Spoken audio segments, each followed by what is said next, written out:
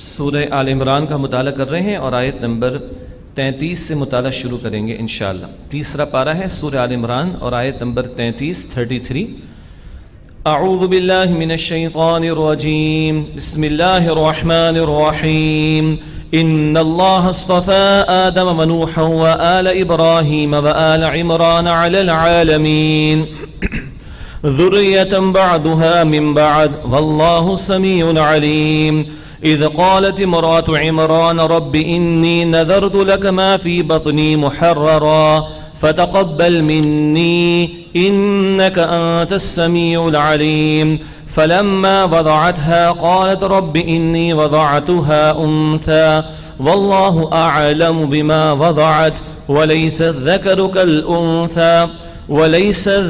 كالأنثى وإني سميتها مريم وإني أعيذها بك وذريتها من الشيطان الرجيم صدق اللہ العظیم۔ اللہم صلی علی محمد وعلی آل محمد وبارک وسلم۔ رب اشرح لی صدری ویسر لی امری واحلل عقدۃ من لسانی یفقہوا قولی واجعل لی وزیرا من اہلی آمین یا رب العالمین۔ سورہ آل عمران کا مطالعہ کر رہے ہیں۔ نصارہ کے حوالے سے کلام زیادہ ہے۔ آیت نمبر 32 تک جو ہم نے کل مطالعہ مکمل کیا اس میں کچھ تمہیدی گفتگو آئی۔ اب براہ راست ان کے تعلق سے کلام اس ترتیب سے آئے گا کہ حضرت مریم سلام علیہا کی ولادت کا بیان، پھر ان کے بیان کے بعد حضرت زکریا علیہ السلام کے ہاں حضرت یحییٰ علیہ السلام کی معجزانہ ولادت کا بیان، پھر حضرت مریم سلام علیہا کے ہاں حضرت عیسیٰ علیہ السلام کی معجزانہ ولادت کا ذکر آئے گا۔ وہ نجران کے علاقے سے وفد آیا ہے، عیسائیوں کا، نصارہ کا، ان سے کلام ہو رہا ہے اور ان کے جو غلط عقائد ہیں ان کا رد بھی کیا جا رہا ہے اور ان کو دعوت حق دی جا رہی ہے خاتم الانبیاء محمد مصطفیٰ صلی اللہ علیہ وسلم پر ایمان لانے کی۔ اس تناظر میں اب ان مقامات کا مطالعہ کر رہے ہیں۔ سورہ آل عمران کی آیت نمبر ہے 33۔ ارشاد ہوا ان اللہ اصطفى آدم ونوحا وآل ابراہیم وآل عمران علی العالمین، بے شک اللہ نے چن لیا آدم اور نوح اور ابراہیم اور عمران کے گھرانے کو سارے جہان پر، علیہم السلام۔ آدم علیہ السلام، نوح علیہ السلام، آل ابراہیم، بات واضح ہے۔ آل عمران دو ہوئے ہیں، ایک موسیٰ علیہ السلام کے والد اور ایک بی بی مریم سلام علیہا کے والد۔ زیادہ گمان یہی ہے کہ یہاں ان کا ذکر آ رہا ہے۔ ذریۃ بعضھا من بعض، وہ اولاد تھے ایک دوسرے کی، یعنی ان کی نسلوں میں اللہ نے نبوت کا سلسلہ جاری رکھا۔ واللہ سمیع علیم، اور اللہ خوب سننے والا، علم رکھنے والا ہے۔ اذ قالت امرأة عمران، یاد کرو جب عمران کی زوجہ نے کہا رب انی نذرت لک ما فی بطنی محررا، اے میرے رب جو میرے بطن میں ہے میں نے تیری نظر کیا اسے آزاد رکھ کر، فتقبل منی، تو مجھ سے اسے قبول فرما لے۔ مراد یہ ہے کہ بی بی مریم کی والدہ کا ذکر ہو رہا ہے۔ انہوں نے نظر مان لی کہ اللہ مجھے اولاد عطا فرمائے تو میں اس کو دین کی خدمت کے لیے وقف کر دوں گی، یہ مراد ہے۔ تو اللہ میرے بدن میں جو ہے میں نے تیری نظر کیا اس کو آزاد کر کے، مراد دنیا کے سارے اور معاملات سے آزاد کر کے مخصوص کر دیا جانا دین کی خدمت کے لیے، فتقبل منی، پس تو مجھ سے قبول فرما لے۔ انک انت السمیع العلیم، بے شک اللہ تو خوب سننے والا، علم رکھنے والا ہے۔ فلما وضعتها، پھر جب انہوں نے انہیں یعنی بی بی مریم کو جنم دیا، قالت رب انی وضعتها انثى، تو وہ بولی کہ اے میرے رب میں نے تو جنم دیا ہے ایک لڑکی کو۔ مراد ہے کہ ان کا ارادہ تو تھا کہ بیٹا ہوگا تو اس سے وقف کریں گی، اس لیے کہ بہرحال لڑکیوں کے معاملات یا عورتوں کے معاملات گھر گھر ہستی سے زیادہ مطابقت رکھتے ہیں۔ باہر کے کاموں کے لیے اور مشقت والے کاموں کے لیے مردوں کو ہی اللہ تعالیٰ نے جسمانی قوت و صلاحیت دی، تب وہ کہہ رہی ہیں کہ اے میرے رب میں نے تو جنم دیا ایک لڑکی کو۔ واللہ اعلم بما وضعت، اور اللہ خوب جانتا ہے جو انہوں نے جنم دیا۔ ولیس الذکر کالانثی، اور کہاں کوئی بیٹا اس بیٹی کی طرح ہوتا۔ یہ جو بی بی مریم کا ذکر آ رہا ہے بھی ان کی عظمتوں کا بیان آئے گا، ان کو چن لیے جانے کا بیان آئے گا، کہاں کوئی بیٹا اس بیٹی جیسا ہوتا۔ وَإِنِّي سَمَّيْتُهَا مَرْيَمَ، اور میں نے اس کا نام مریم رکھا۔ وَإِنِّي أُعِيذُهَا بِكَ، اور اے اللہ میں اس کو، وَذُرِّيَّتَهَا، اور اس کی اولاد کو تیری پناہ میں دیتی ہوں، من الشیطان الرجیم، شیطان مردود سے۔ یہ ہے اہم نقطہ، اپنی اولاد کی حفاظت کے لیے بھی اللہ سے دعا کرنا۔ اللہ کے نبی صلی اللہ علیہ وسلم نے تو ہمیں زوجین کے تعلق کے موقع کی دعائیں بھی سکھائی ہیں۔ ساری دنیا جہاں کی تیاریاں شادی بیاہ کے معاملے میں برسوں پہلے ہو رہی ہوتی ہیں، اور جب یہ بات بیان ہوتی ہے کہ زوجین کے تعلق کے موقع کی دعائیں بھی ہیں تو لوگ شرم سے پوچھتے ہیں اچھا اس موقع پر دعا بھی کرنی چاہیے۔ انا للہ و انا الیہ راجعون۔ اللہ کے رسول نے ہر موقع کی رہنمائی فرمائی۔ اللہم جنبنا الشیطان وجنب الشیطان ما رزقتنا، زوجین کے تعلق کے قائم ہونے کے موقع پر اے اللہ ہم دونوں کو بھی شیطان سے بچا، اور جو رزق یعنی اولاد تو ہمیں عطا فرما، اولاد کو رزق کہا، اس کو بھی شیطان سے بچا۔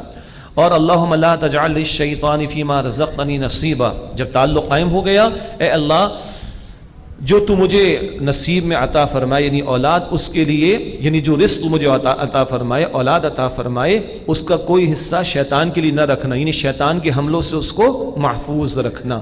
یہ ہے دین اور یہ حضور علیہ السلام کی تعلیمات۔ ادھر بی بی مریم سلام علیہا کی والدہ حنا ان کا نام بیان ہوا ہے، مفسرین نے ذکر کیا، وہ کہہ رہی ہیں کہ اے میرے رب نے اس کو اور اس کی اولاد کو تیری پناہ میں دیا شیطان مردود سے۔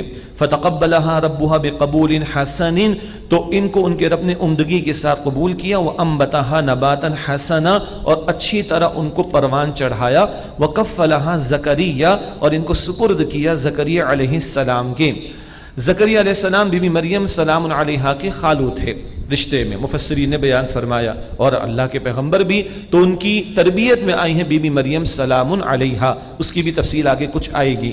کلما دخل علیہا زکریا المحراب، جب بھی زکریا علیہ السلام ان کے پاس حجرے میں داخل ہوتے، محراب سے یہاں مراد وہ مخصوص حجرے کی جو تنہائی میں بندہ اللہ سے لو لگانے کے لیے تنہائی میں یکسو ہو کر بیٹھا کرتا تھا، تو اس کو محراب کہتے ہیں، حجرے کو۔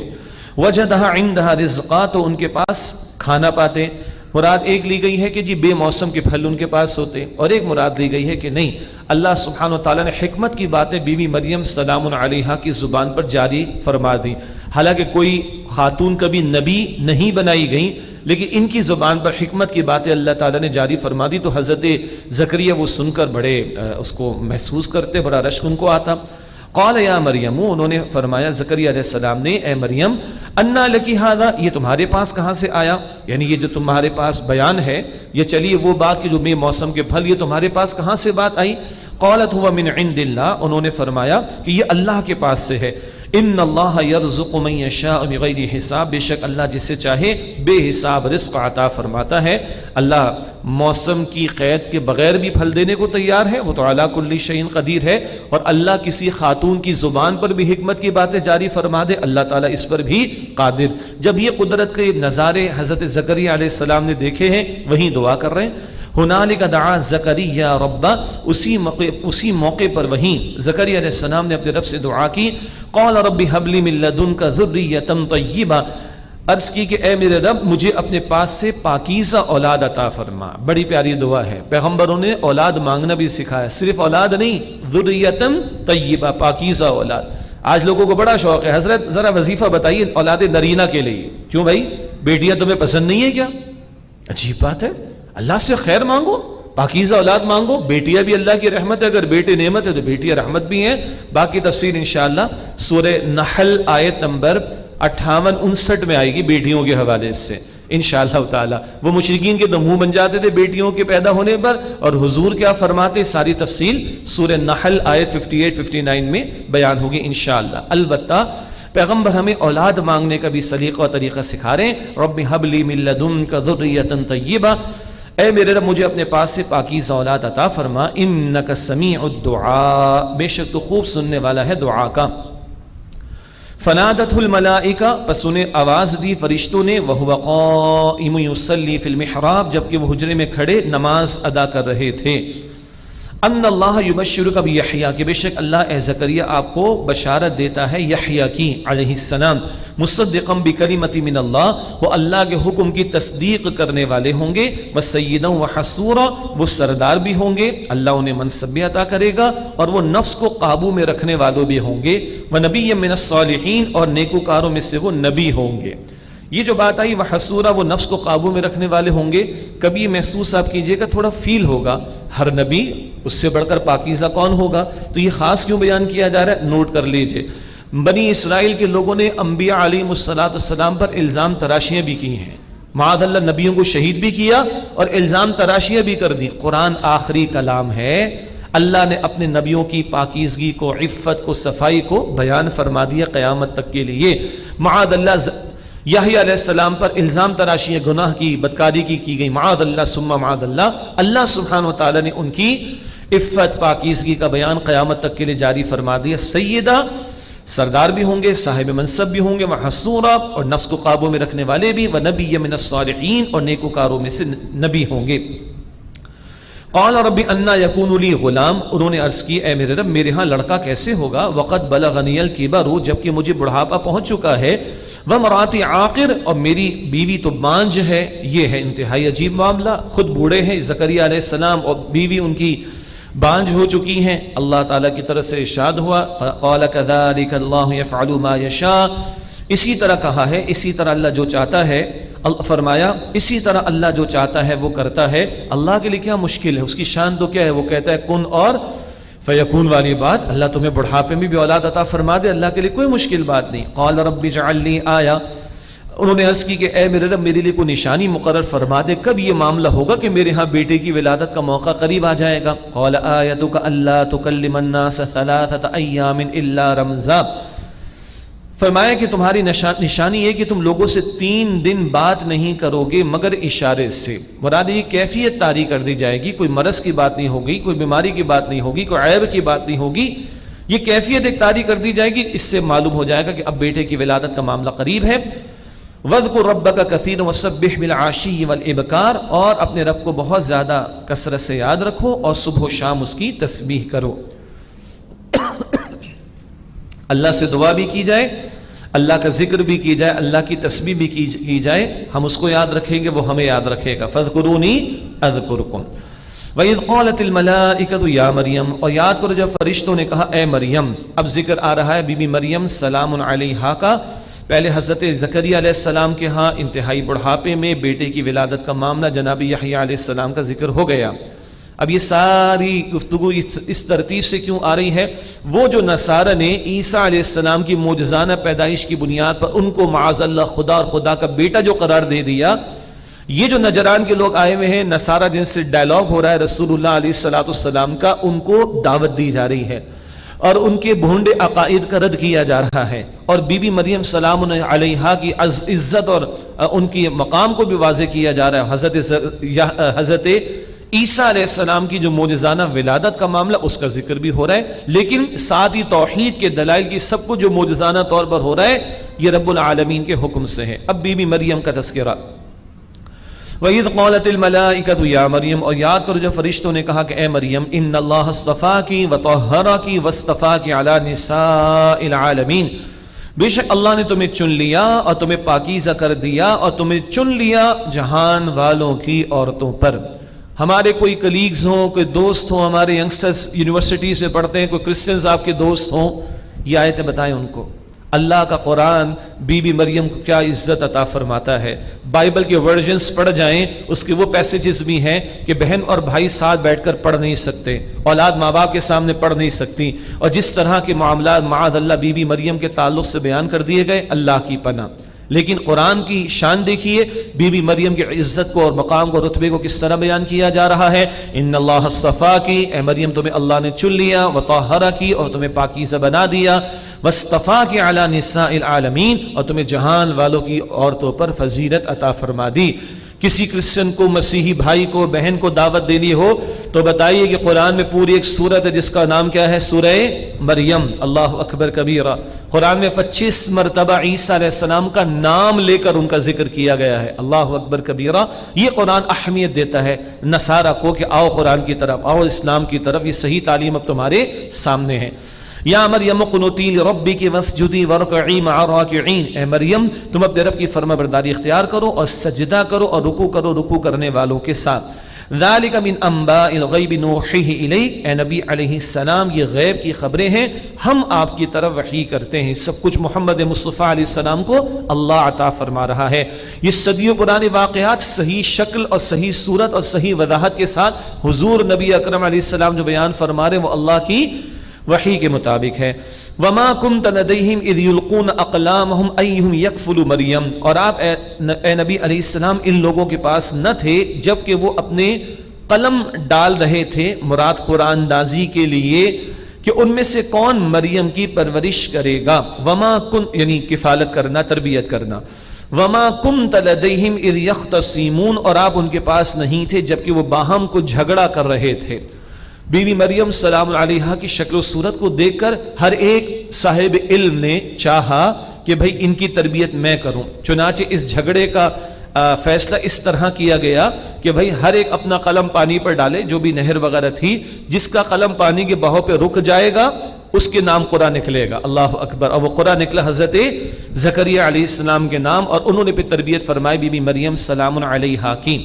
اب براہ راست بی بی مریم سلام علیہا سے کلام ہو رہا ہے، اور بی بی مریم سلام علیہا کے ہاں معجزانہ طور پر والد کے بغیر حضرت عیسیٰ علیہ السلام کی ولادت کا تذکرہ. اذ قالت الملائکۃ یا مریم، یاد کرو جو فرشتوں نے کہا کہ اے مریم ان اللہ یبشرک بکلمۃ من، یا مریم اے مریم ان اللہ یبشرک، بے شک اللہ سبحانہ وتعالی تمہیں بشارت دیتا ہے، بکلمۃ من، اپنی جانب سے ایک کلمے کی، اسمہ المسیح عیسی ابن مریم، اس کا نام مسیح عیسیٰ ابن مریم ہے. وجیہن فی الدنیا والآخرہ، دنیا اور آخرت میں وہ با آبرو یعنی با عزت ہیں. ومن المقربین، اور مقربین میں سے ہوں گے. اللہ کا کلمہ کہا گیا ان کو، یعنی اللہ کے خاص کلمہ کن سے حضرت عیسیٰ علیہ السلام کی معجزانہ ولادت ہوئی ہے بی بی مریم کے ہاں سلام علیہا. وَيُكَلِّمُ النَّاسَ فِي الْمَهْدِ وَكَهْلًا، اور وہ لوگوں سے ماں کی گود میں اور پختہ عمر میں بھی کلام کریں گے. وَمِنَ الصَّالِحِينَ، اور وہ نیک لوگوں میں سے ہوں گے. یہ پختہ عمر میں ایک اشارہ ہے کہ عیسیٰ علیہ السلام کی دوبارہ تشریف آوری ہوگی، جس کی تفصیلات قرآن حکیم کی آیات میں تو اشارے ہیں، تفصیلات احادیث مبارکہ میں ملتی ہیں. قرآن بتاتا ہے کہ پختہ عمر، شعور کی پختگی، وہ 40 برس میں آتی ہے. سورہ احقاف کی آیت نمبر 15 میں یہ بات انشاءاللہ ہم پڑھیں گے. اور یہ بات ثابت ہے تاریخی دلائل سے کہ 33 برس کی عمر میں عیسیٰ علیہ السلام کو اللہ سبحانہ وتعالیٰ نے آسمانوں پر اٹھا لیا. تو بعض اہل علم و مفسرین کی رائے ہے یہ پختہ عمر کہہ کے اس بات کی طرف بھی اشارہ کہ دوبارہ عیسیٰ علیہ السلام تشریف لائیں گے. وَيُكَلِّمُ النَّاسَ فِي الْمَهْدِ وَكَهْلًا، اور وہ لوگوں سے ماں کی گود میں بھی اور پختہ عمر میں بھی کلام کریں گے. وَمِنَ الصَّالِحِينَ، اور وہ نیکوکاروں میں سے ہوں گے. قالت ربی انا یکون لی ولد، وہ بولی اے میرے رب میرے ہاں بیٹا کیسے ہوگا. ولم یمسسنی بشر، اور کسی مرد نے تو مجھے ہاتھ تک نہیں لگایا. قال، کہا کذالک اللہ، اسی طرح ہوگا. اللہ یخلق ما یشاء، جو چاہتا ہے وہ پیدا فرماتا ہے. اس کی شان کیا ہے؟ اذا قضا امرا، جب وہ کسی کام کا ارادہ فرماتا ہے، فانما یقول له کن فیکون، تو فرماتا ہے کہ ہو جا اور وہ کام ہو جاتا ہے. اللہ کے لیے کیا مشکل ہے؟ آدم علیہ السلام کو بغیر والدین پیدا کیا، تو عیسیٰ کی تو ماں بھی موجود ہے علیہ السلام والسلام علیہا. اللہ کے کلمہ کن سے معاملہ ہوگا، اس میں کوئی شک و شبہ نہ کرنا. وَيُعَلِّمُهُ الْكِتَابَ وَالْحِكْمَةَ، اور وہ ان کو سکھائے گا. وَيُعَلِّمُهُ الْكِتَابَ وَالْحِكْمَةَ، اور اللہ اس سے یعنی عیسیٰ کو سکھائے گا کتاب اور حکمت. والتوراۃ والانجیل، یعنی تورات اور انجیل. ایک نقطہ سمجھ لیں، کتبہ کتبہ یہ احکام کے لیے بھی آتا ہے، اور کتاب احکام کے مجموعے کو بھی کہتے ہیں. بنی اسرائیل کی تاریخ میں احکامات اور شریعت تو تورات میں آئے، شریعت موسوی اسی لیے معروف ہے. انجیل میں حکمتوں کا بیان زیادہ ہے، بہت خوبصورت مواعظ ہیں، سرمنز ہیں عیسیٰ علیہ السلام کے جو انجیل میں آتے ہیں. ترجمہ دوبارہ سنیے گا. وَيُعَلِّمُهُ الْكِتَابَ وَالْحِكْمَةَ، اور اللہ انہیں یعنی عیسیٰ علیہ السلام کو سکھائے گا کتاب اور حکمت، یعنی وَالتَّوْرَاةَ وَالْإِنجِيلَ، تورات اور انجیل. کہ تورات میں احکام کا بیان بہت ہے اور انجیل میں مواعظ اور حکمت بھری باتوں کا بیان کافی ہے. وَرَسُولًا إِلَىٰ بَنِي إِسْرَائِيلَ، اور رسول ہوں گے بنی اسرائیل کی طرف. یہ بھی بڑا پیارا بیان ہے اور اہم نقطہ ہے قرآن کا. عیسیٰ علیہ السلام کی رسالت یونیورسل نہیں، یہ تو سینٹ پال تھا صدیوں کے بعد عیسیٰ علیہ السلام کے، جس نے مشنری ریلیجن بنایا ہے کرسچینٹی کو. عیسیٰ علیہ السلام وہ بنی اسرائیل کی طرف بھیجے گئے، اور وہ بنی اسرائیل کے آخری رسول ہیں. تمام انسانوں کے لیے آخری رسول محمد رسول اللہ صلی اللہ علیہ وسلم. عیسیٰ علیہ السلام کی تعلیم صرف بنی اسرائیل کے لیے تھی. بائبل میں وہ کوٹیشن موجود ہے. ایک نان اسرائیلی غیر اسرائیلی عورت نے کہا کہ مجھے آپ کچھ تعلیم دیجئے. عیسیٰ علیہ السلام نے فرمایا کہ نہیں, I have been sent for the lost sheep of the Israel. میں تو یعقوب اسرائیل کے گھرانے کی گمشدہ بھیڑوں کے لیے بھیجا گیا ہوں. But he will come and he will be the mercy for all the worlds. وہ جب آئے گا صلی اللہ علیہ وسلم, وہ تمام جہانوں کے لیے رحمت ہوگا. یہی قرآنک ورژن ہے سورہ انبیاء آیت نمبر 107, وما ارسلناک الا رحمۃ للعالمین. اے نبی, ہم نے آپ کو تمام جہانوں کے لیے رحمت بنا کر بھیجا. تو یہ گڑبڑ تو کی ہے سینٹ پال نے عیسیٰ علیہ السلام کی بات کئی عرصے کے بعد جا کر, کہ اس نے کرسچینٹی کو مشنری ریلیجن بنا دیا کہ ہر جگہ جا کے دعوت دو. عیسیٰ علیہ السلام کا یہ منہج اور یہ طریقہ اور یہ ان کا بھیجے جانے کا مقصد نہیں تھا. قرآن کہتا ہے وَرَسُولًا إِلَىٰ بَنِي إِسْرَائِيل, وہ رسول تھے بنی اسرائیل کے لیے, اور محمد صلی اللہ علیہ وسلم رسول قیامت تک کے لیے ہیں. پڑھیں گے انشاءاللہ سورہ آراف آیت 158 میں. آگے عیسیٰ علیہ السلام کا تذکرہ اور ان کے معجزات کا بیان. انی قد جئتکم بآیۃ من ربکم, بے شک میں تمہاری طرف ایک نشانی کے ساتھ آیا ہوں تمہارے رب کی طرف سے. بنی اسرائیل میں آ گئے, یہود بھی موجود ہیں, ان سے کلام ہو رہا ہے. انی اخلق لکم من الطین کہیئۃ الطیر, بے شک میں تمہارے لیے مٹی گارے سے پرندے جیسی شکل بناتا ہوں. فانفخ فیہ, پھر اس میں پھونک مارتا ہوں. فیکون طیرا باذن اللہ, تو وہ اللہ کے حکم سے پرندہ ہو جاتا ہے.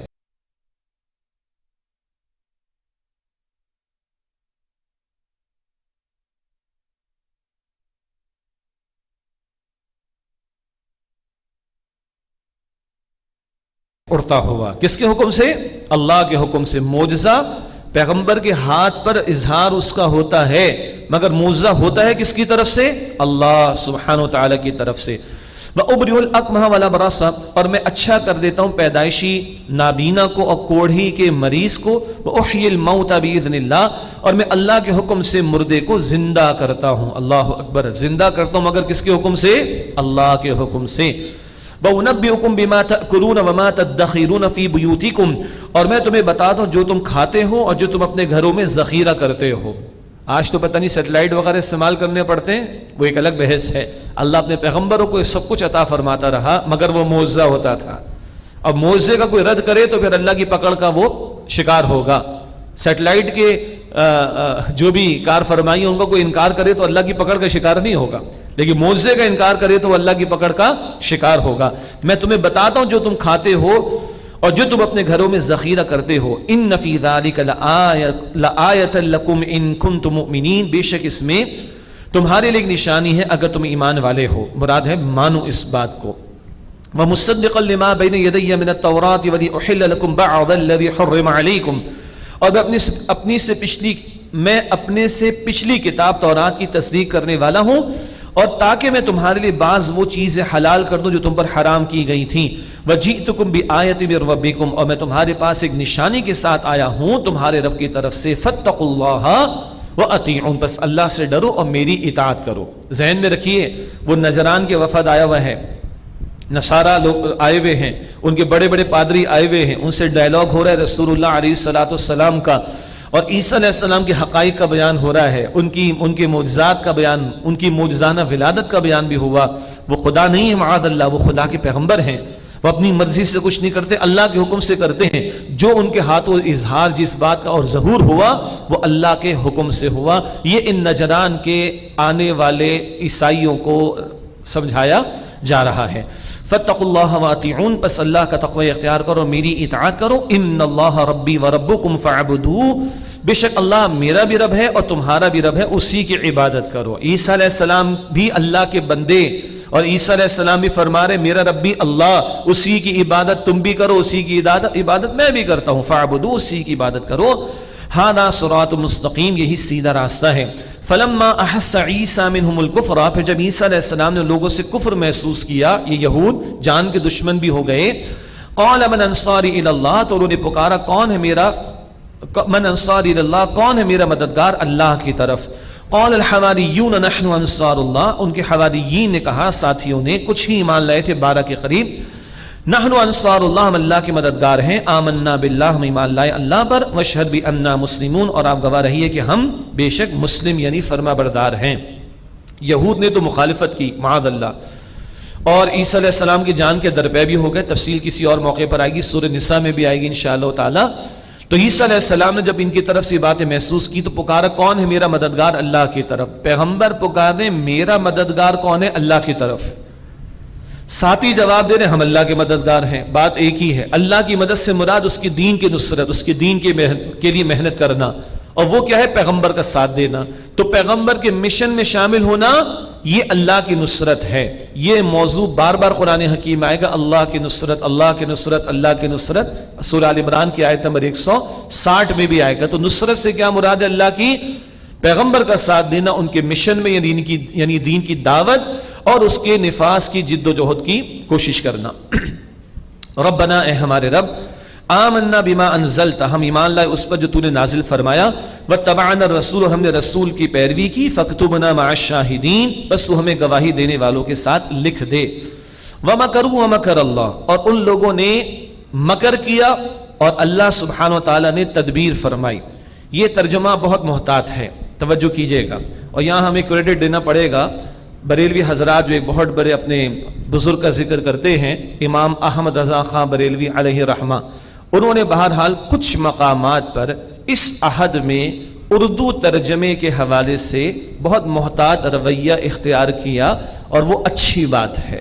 قرآن کا ترجمہ کرنا ممکن ہی نہیں ہے، یہ مشکل ترین معاملہ ہے، یہ ہم ترجمانی اپنی زبان میں کر سکتے ہیں، تو احتیاط حتی الامکان ہمیں ترجمے میں، تشریح میں کرنی چاہیے۔ اس ذیل میں مولانا احمد رضا خان بریلوی صاحب کا بڑا کنٹریبیوشن ہے کچھ مقامات پر قرآن حکیم میں، جیسے کہ یہ مقام بھی۔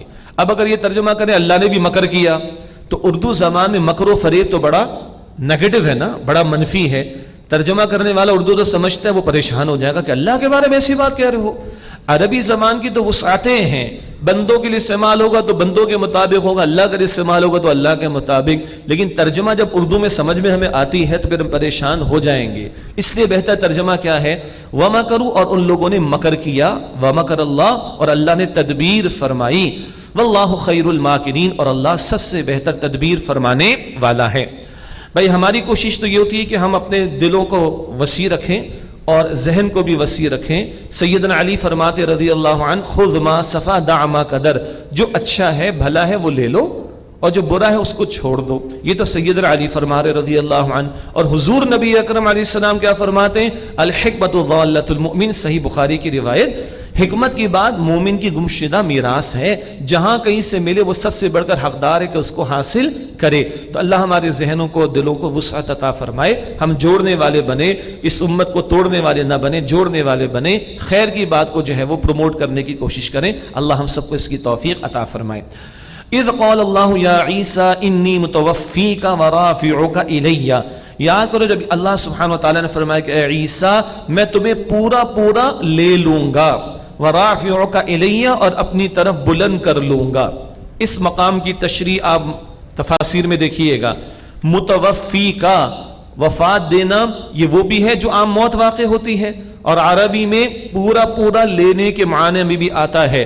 عیسیٰ علیہ السلام کے تعلق سے یہ ہوا کہ اللہ نے انہیں جسم، روح اور جان سمیت اپنی طرف بلند فرما لیا۔ یہ مقام تفاسیر میں ضرور پڑھیے گا، یہ قادیانیوں کی طرف سے مسکوٹ کیا جاتا ہے، اور عیسیٰ علیہ السلام کے تعلق سے غلط فہمیاں پیش کر کے وہ جو ملعون تھا غلام بد قادیانی، اس کے دعووں کو جو ہے وہ تقویت دینا چاہتے ہیں۔ تو تفاسیر میں اس مقام کا ضرور گرامیٹیکلی مطالعہ کیجیے گا۔ میں نے آپ کے سامنے وہ ترجمہ کر دیا جو بڑا محتاط ہے۔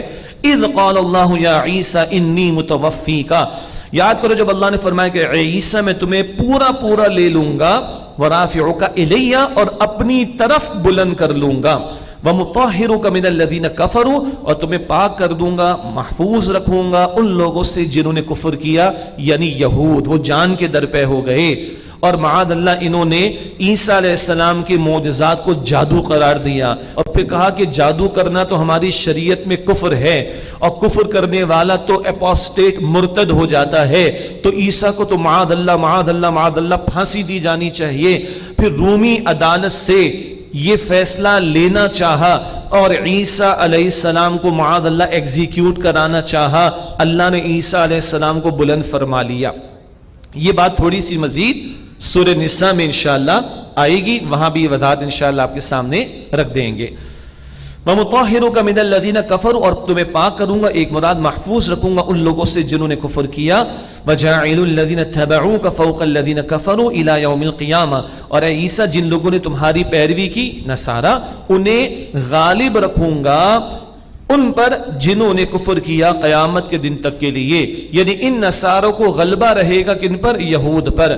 ماضی میں ان نصارہ کے ہاتھوں یہود کی پٹائیاں بھی ہوتی رہیں، اور آج بھی اگر اسرائیل کی ریاست قائم ہے تو انہی نصارہ کی آشیرواد کے نتیجے میں، heart of the mid east میں اسرائیل کی ریاست اگر قائم ہے تو یہود کا اتنا دم خم نہیں تھا، یہ تو ساری نصارہ کی آشیرواد ان کو ملی ہوئی ہے۔ تو اللہ بھی اس مقام پر اس تعلق سے فرما رہے ہیں کہ عیسیٰ جنہوں نے تمہاری پیروی کی ان کے اوپر، یعنی انہیں، ان پیروی کرنے والے نصارہ کو ان پر میں غالب رکھوں گا جنہوں نے کفر کیا قیامت کے دن تک۔ ثم الی مرجعکم فاحکم بینکم فیما کنتم فیہ تختلفون، پھر تمہیں میری طرف لوٹ کر آنا ہے، پھر میں تمہارے درمیان فیصلہ کر دوں گا اس بارے میں جس میں تم اختلاف کرتے تھے۔ فَأَمَّا الَّذِينَ كَفَرُوا فَأُعَذِّبُهُمْ عَذَابًا شَدِيدًا فِي الدُّنْيَا وَالْآخِرَةِ، پس جن لوگوں نے کفر کیا تو انہیں سخت عذاب دوں گا دنیا اور آخرت میں۔ وَمَا لَهُم مِّن نَاصِرِينَ، اور ان کا کوئی مددگار نہیں ہوگا۔ وَأَمَّا الَّذِينَ آمَنُوا وَعَمِلُوا الصَّالِحَاتِ، اور جو لوگ ایمان لائے اور جنہوں نے نیک اعمال کیے، فَيُوَفِّيهِمْ أُجُورَهُمْ، تو اللہ انہیں ان کا اجر پورا پورا عطا فرمائے گا۔ وَاللَّهُ لَا يُحِبُّ الظَّالِمِينَ، اور اللہ ظالموں کو پسند نہیں فرماتا۔ ذَلِكَ نَتْلُوهُ عَلَيْكَ مِنَ الْآيَاتِ وَالذِّكْرِ الْحَكِيمِ، اور اے نبی علیہ السلام یہ آیات ہیں، ہم آپ پر یہ آیات اور حکمت والی نصیحت تلاوت کرتے ہیں، مراد نصیحت کے لیے۔ ان مثل عیسی عند اللہ کمثل آدم، بے شک اللہ سبحانہ تعالیٰ کے نزدیک عیسیٰ علیہ السلام کی مثال آدم علیہ السلام جیسی ہے۔ کیسے بھلا؟ خلقہ من تراب، اللہ نے آدم کو مٹی سے پیدا کیا، ثم قال له کن فیکون، پھر کہا کہ ہو جا تو وہ ہو گئے۔ بغیر ماں باپ اللہ نے آدم کو پیدا کیا علیہ السلام، تو بغیر والد عیسیٰ کو پیدا کرنا اللہ کے لیے کیا مشکل ہے؟ یہ ان کو بھی سنایا جا رہا ہے۔ کن کو؟ وہ نصارہ کو جو یہ سمجھ رہے ہیں کہ عیسیٰ خدا ہے، خدا کے بیٹے، تین خداؤں میں سے خدا، ٹرینٹی کا عقیدہ۔ نہ، اگر تم یہ سمجھ رہے ہو کہ بغیر والد ان کی معجزانہ ولادت ہوئی ہے اور تم خدا کا درجہ دے رہے ہو، تو معاذ اللہ پر اس کے زیادہ حقدار کون ہے؟ آدم۔ لیکن ایسا تھوڑی ہے۔ ان مثل عیسی عند اللہ کمثل آدم، بے شک اللہ کے نزدیک عیسیٰ علیہ السلام کی مثال تو آدم کی طرح علیہ السلام، خلقہ من تراب، اللہ نے انہیں مٹی سے پیدا کیا، ثم قال له کن فیکون، پھر کہا کہ ہو جا تو وہ ہو گئے۔ الحق من ربک فلا تکن من الممتنین، حق آپ کے رب کی طرف سے ہے، پس اے مخاطب تم شک کرنے والوں میں سے نہ ہو جانا۔ جس کسی کو بھی آیت پیش کی جائے گی، ہم بھی پڑھ رہے ہیں، کہا جا رہا ہے کہ تم شک میں مبتلا نہ ہونا، یہی سارا الحق ہے۔ حق، الحق ذات اللہ کی طرف سے آیا ہوا حق ہے جو تمہارے سامنے بیان ہوا۔ اب وہ مباہلہ کی بات آ رہی ہے۔ مباہلہ کیا ہے ابھی ذکر کرتے ہیں انشاءاللہ۔ ابتداً کچھ ذکر کیا گیا تھا کل سورہ آل عمران کے تعارف میں۔ فَمَنْ حَاجَّكَ فِيهِ مِنْ بَعْدِ مَا جَاءَكَ مِنَ الْعِلْمِ، پھر جو آپ سے جھگڑا کرے اس بارے میں جبکہ آپ کے پاس علم میں سے آ گیا، فقل، تو اے نبی اب آپ فرمائیے صلی اللہ علیہ وسلم، تعالو آؤ، ندعو ابناءنا و ابناءکم، ہم بلائیں اپنے بیٹوں کو اور تمہارے بیٹوں کو بھی، ونساءنا و نساءکم، اور اپنی عورتوں کو بھی اور تمہاری عورتیں بھی، وانفسنا و انفسکم، ہم خود بھی آئیں تم خود بھی آؤ، ثم نبتہل، پھر ہم التجا کریں۔ مباہلہ وہ ناؤن ہے، نبتہل یہ ورب ہے، ہم التجا کریں اللہ سے۔ فنجعل لعنت اللہ علی الکاذبین، پھر جھوٹوں پر اللہ کی لعنت ٹھہرائیں۔ کیا مطلب؟ اللہ جو جھوٹا اس پر لعنت بھیج دے۔ یہ کیا تھا؟ یہ سارے مباحث آ گئے، حق بات بیان ہو گئی، عیسیٰ علیہ السلام کی حقیقت بیان ہو گئی، دلائل واضح کر دیے گئے، بھونڈے عقائد کا رد کرنے کے لیے دلائل واضح کر دیے گئے۔ اب آؤ، نہیں مانتے تو پھر اللہ سے التجا کرتے ہیں، اللہ جو جھوٹا ہے اس پر لعنت کر دے۔ لیکن ان لوگوں کی ہمت نہ ہوئی۔ کیوں؟ حضور نبی اکرم صلی اللہ علیہ وسلم اہل بیت کو لے آئے۔ اب یہ لفظ جو ہے نا ہمارے لیے بھی عقیدت کا باعث ہے۔ ہمارے ہاں دو طبقات بن گئے، اور ایسے کہ صحابہ ایک انتہا پر کھڑے، اہل بیت دوسری انتہا پر کھڑے۔ انا للہ و انا الیہ راجعون۔ ہمارے نزدیک سب محترم ہیں، سب محترم ہے، سب محترم ہے۔ یہاں البتہ حضور لے کر آئے سیدنا علی کو رضی اللہ عنہ، سیدہ فاطمہ کو رضی اللہ تعالی عنہ، حضرات حسنین کو رضی اللہ تعالی عنہما، جب یہ روشن چہرے دیکھے تو ان کے نصارہ کے بڑے بڑے پادری بھی اس ڈیلیگیشن میں تھے، وہ دیکھ کر ڈر گئے، اور ان کی یہاں تو نشانیاں موجود تھیں، نشانیاں پہچان گئے، اور ان کی ہمت نہیں، کہا بھائی ان کی بات نہ مانو، اگر ان کا چیلنج قبول کر لیا تو ہمارا بیڑا غرق ہو جائے گا، اور اس چیلنج کو انہوں نے قبول نہیں کیا، اور کچھ معافی تلافی کی گزارش کی، اور کچھ خراج دینے پر انہوں نے کہ ہم کچھ جزیہ، کوئی ٹیکس وغیرہ آپ کو دے دیں گے، معاف کیجیے گا، وہ ہم آپ کو دے دیں گے، لیکن ہم سے یہ نہیں ہو سکتا کہ ہم آپ کا اس چیلنج کو قبول کریں۔ یہ نورانی شکلیں دیکھی ہیں اہل بیت کی، تو یہ لوگ واپس ہو گئے، ان کی ہمت نہ ہوئی۔ یہ ہے مباہلہ۔ باقی اس کے احکامات کہ اب بھی کسی موقع پر یہ مباہلہ پیش کیا یعنی اس کی دعوت دی جا سکتی ہے، تو اہل علم کی مفسرین کی ایک رائے ہے جو قطعی معاملات ہیں دین کے، مسلمہ واقعات جن میں امت میں کسی کا کوئی اختلاف نہیں، جیسے کہ ختم نبوت کا عقیدہ، ایک طبقہ اہل علم کا فرماتا ہے کہ ہاں ایسے کسی معاملے پر کبھی چیلنج کرنے کی بات آئی تو یہ معاملہ کیا جا سکتا ہے۔ یہ ایک طبقہ علماء کا ان کی رائے یہ ہے، واللہ عالم۔ اس کو کہا گیا مباہلہ۔ ثم نبتہل، پھر ہم سب التجا کریں، فنجعل لعنت اللہ علی الکاذبین، پھر جھوٹوں پر اللہ سبحانہ وتعالی کی لعنت ٹھہرائیں۔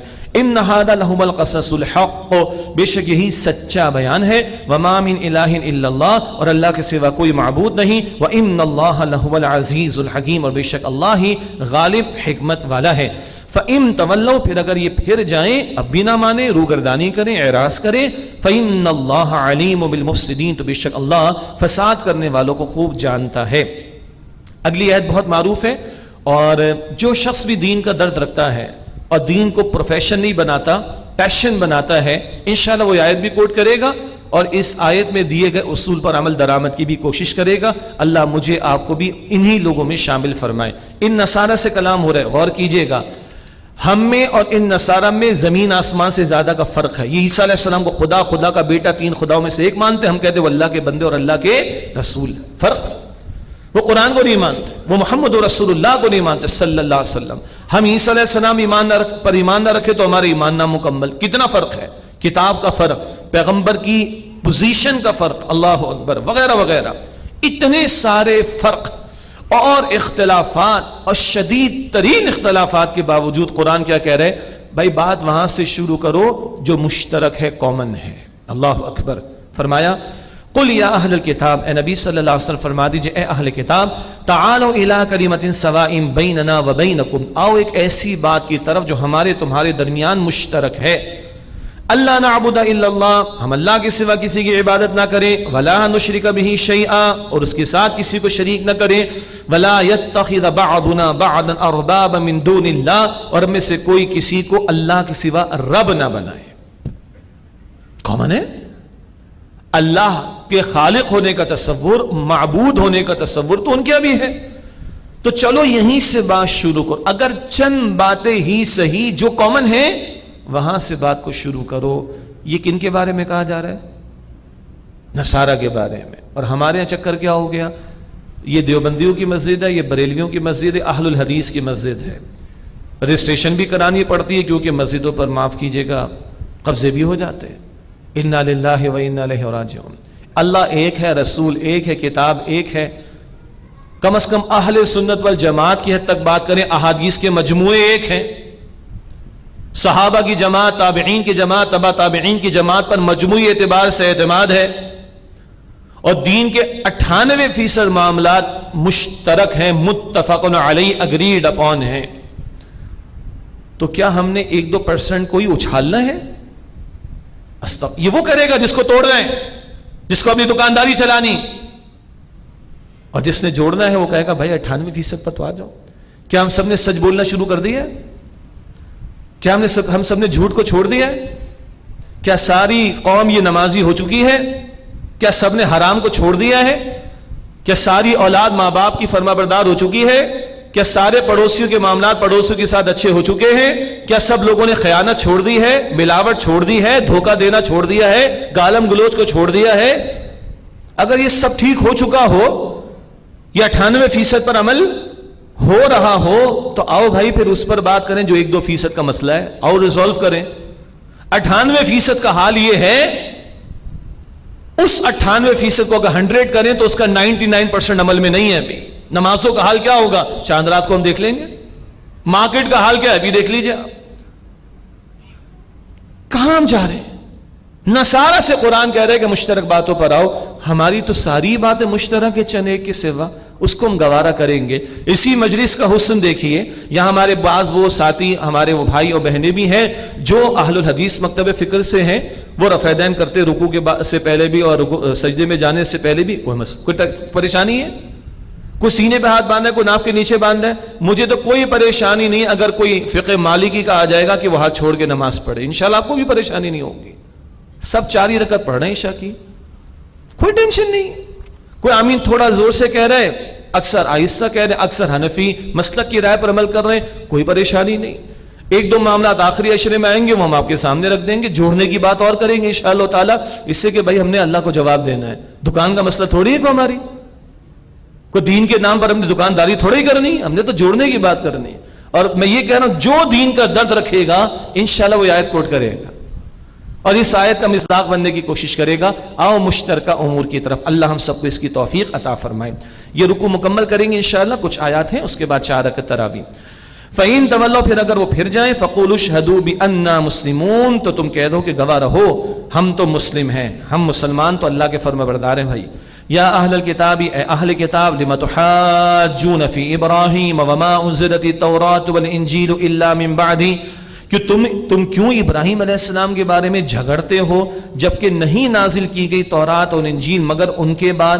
افلا تعقلون، کیا تم عقل سے کام نہیں لیتے؟ ان کی طرف غلط باتیں منسوب کرتے ہو. تورات اور انجیل تو بہت بعد میں نازل ہوئی ابراہیم علیہ السلام کے.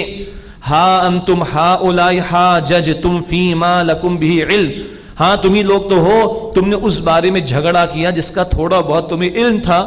تم نے موسیٰ علیہ السلام کے تعلق سے، عیسیٰ علیہ السلام کے تعلق سے کچھ باتیں کر لیں، چلو ٹھیک کچھ تو علم تھا. فَلِمَ تُحَاجُّونَ فِيمَا لَيْسَ لَكُمْ بِهِ علم، تم کیوں جھگڑا کرتے اس بارے میں جس کا تمہیں کچھ علم نہیں. وَاللَّهُ يَعْلَمُ وَأَنْتُمْ لَا تَعْلَمُونَ، اور اللہ جانتا تم نہیں جانتے. مَا كَانَ ابراہیم یہودی ولا نصرانی ولکن کان حنیفا مسلما، ابراہیم علیہ السلام نہ یہودی تھے نہ نصرانی تھے بلکہ وہ تو حنیف، یکسو ہو کر مسلم، اللہ کے فرما بردار تھے. وما کان من المشرکین، اور وہ مشرکین میں سے نہیں تھے. تم کیوں کہتے ہو کہ وہ یہودی تھے نصرانی تھے؟ تم کیوں کہتے ہو فلاں گروہ میں ہوگے تو نجات ملے گی؟ بھائی وہ مسلم تھے، اللہ کے فرما بردار تھے. سورہ البقرہ آیت 131. ملت ابراہیم کیا ہے؟ جو حکم آئے رب کا اپنے آپ کو اس کے سامنے جھکا دو. کسی گروہ میں شامل ہو جانا محض اس بنیاد پر نجات نہیں ہے. ہاں اللہ کے مسلم بنو، اللہ کے فرما بردار بنو تو انشاءاللہ نجات ملے گی. باقی یہودی نصرانی مشرکین عرب بھی دعویٰ کرتے تھے کہ ہم ابراہیم علیہ السلام کی نسل میں ان کے قریب ہیں. اللہ تعالیٰ بتا رہا ہے کہ اصل میں قریب کون ہوتا ہے اور کس بنیاد پر ہوتا ہے. فرمایا ان اول الناس بابراہیم، بے شک لوگوں میں سے سب سے زیادہ ابراہیم علیہ السلام کے قریب تو وہ لوگ ہیں للذین اتبعوہ، جنہوں نے ابراہیم علیہ السلام کی اتباع کی، وہذا النبی، اور یہ نبی ہے صلی اللہ علیہ وسلم، والذین آمنوا، اور ایمان والے. اللہ اکبر. نبی اکرم علیہ السلام اور ابراہیم علیہ السلام کے درمیان 2500 سال کا فرق. صحابہ کرام کا بھی یہی فرق بنے گا 2500 سال کا. یہ جو یہودی نصرانی اور مشرکین کہتے ہیں ہم ان کے، اللہ کہتے ہیں نہیں، جو ابراہیم علیہ السلام کی پیروی کر رہے وہ ان کا ہے، اس کا ان سے تعلق ہے، اور یہ نبی ہے صلی اللہ علیہ وسلم. اور ان پر ایمان لانے والے کیوں؟ یہ ملت ابراہیم پر ہیں، ان کے طریقے پر ہیں، مسلم ہیں. اصل نقطہ کیا آیا؟ محض کسی کی نسل میں پیدا ہو جائیں اور ہم دعویٰ کریں گے ہم ان سے قریب نہ. نوح علیہ السلام کا ایک بیٹا بھی تو تھا، نافرمان تھا. 12ویں پارے میں پڑھیں گے اللہ فرماتے نہیں ہے تمہارے گھر والوں میں سے اس کا عمل ہی ٹھیک نہیں. ہم بھی آج دعوے دار ہیں کہ ہم ہیں قریب محمد رسول اللہ کے صلی اللہ علیہ وسلم. اللہ وہ قرب عطا فرمائے. اس قرب کے دعوے بھی تو ہیں لیکن ثبوت بھی ہے کہ نہیں؟ اس قرب کے تقاضے بھی تو ہیں. حضور نے فرمایا صلی اللہ علیہ وسلم، جامع ترمذی کی حدیث، من احب سنتی فقد احبنی ومن احبنی کان معی فی الجنہ، جس نے میری سنت، میرے عمل، میرے طریقے سے محبت کی یقیناً اس نے مجھ سے محبت کی، اور جس نے مجھ سے محبت کی وہ میرے ساتھ جنت میں ہوگا. اتباع رسول. کل جو آخری آیات ہم نے پڑھی کیا بات تھی؟ سورہ آل عمران آیت نمبر 31. اللہ سے محبت کا دعویٰ ہے، اللہ کہتے ہیں میرے پیغمبر کی اتباع کرو، اور حضور فرماتے ترمذی کی روایت میں مجھ سے محبت کا دعویٰ ہے میری اتباع کرو. اور یہاں قرآن کیا کہہ رہا ہے؟ اگر ابراہیم علیہ السلام سے محبت کا دعویٰ ہے تو ان کی اتباع کرو. یہ ہے اصل نقطہ سمجھنے کا. محبت تقاضا کرتی ہے اتباع کا. واللہ ولی المؤمنین، اور اللہ ایمان والوں کا کارساز ہے. وَدَّ طَائِفَةٌ مِّنْ أَهْلِ الْكِتَابِ لَوْ يُضِلُّونَكُمْ، اہل کتاب کی ایک جماعت چاہتی کہ کاش وہ تمہیں گمراہ کر ڈالیں. وَمَا يُضِلُّونَ إِلَّا أَنفُسَهُمْ وَمَا يَشْعُرُونَ، اور وہ اپنے سوا کسی کو گمراہ نہیں کرتے اور وہ اس کا شعور بھی نہیں رکھتے. یا اہل الکتاب، اے اہل کتاب، لما تکفرون بآیات اللہ وانتم تشہدون، تم کیوں انکار کرتے ہو اللہ کی آیات کا جبکہ تم گواہ بھی ہو، تمہارے پاس حق کے بارے میں نشانیاں موجود ہیں. یا اہل الکتاب لما تلبسون الحق بالباطل، اے اہل کتاب کیوں ملاتے ہو حق کو باطل کے ساتھ. وتکتمون الحق وانتم تعلمون، اور کیوں جانتے بوجھتے حق کو چھپاتے ہو. یہ ان کے پادریوں کو بھی کہا جا رہا ہے. یہی انداز سورہ البقرہ میں یہود کے علماء کے بارے میں تھا، اب یہی انداز سورہ آل عمران میں نصارہ کے ان پادریوں کے بارے میں ہے. جانتے بوجھتے چھپا رہے ہو، گڈمٹ کر رہے ہو، دنیا کی چند دولتوں کی خاطر، ٹکوں کی خاطر تم حق کو چھپا رہے ہو، تم جانتے ہو اس کو مت چھپاؤ.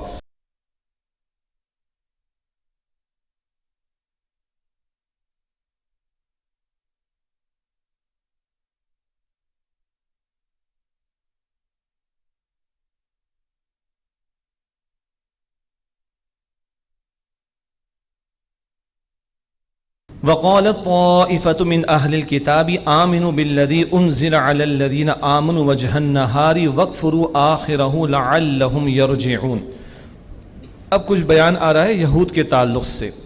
یہ بات ذکر کی گئی تھی کہ سورۃ البقرہ میں یہود کا ذکر زیادہ ہے اور سورہ آل عمران میں نصارہ کا ذکر زیادہ ہے. البتہ ایسا نہیں ہے کہ البقرہ میں نصارہ کا بالکل ذکر نہ ہو اور آل عمران میں یہود کا بالکل ذکر نہ ہو، ایسا نہیں ہے. اب کچھ ذکر آ رہا ہے یہود کا.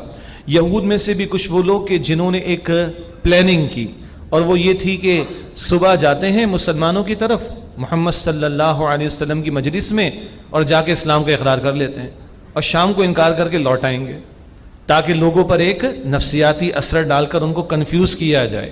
لوگ بھی تو جانتے تھے نا کہ بہرحال یہودی پچھلی کتابوں کے تو ماننے والے ہیں، تو اگر یہ انکار کر کے جا رہے ہیں تو کچھ نہ کچھ مسئلہ تو ضرور ہے. یہ تھا ان کا ایک پلان، اس کو قرآن یہاں پر نقل کر رہا ہے. اس کو اگر اصطلاح میں کہیں تو یہ شعوری نفاق تھا.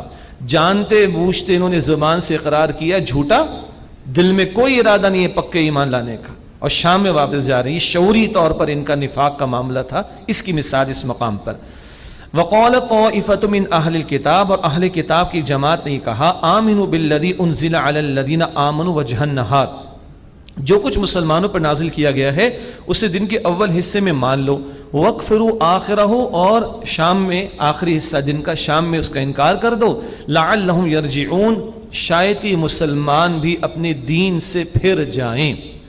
اگلی آیت میں ان کا کلام بھی ہے اور اللہ کا کلام بھی ہے. مفسرین نے اس کی وضاحت فرمائی.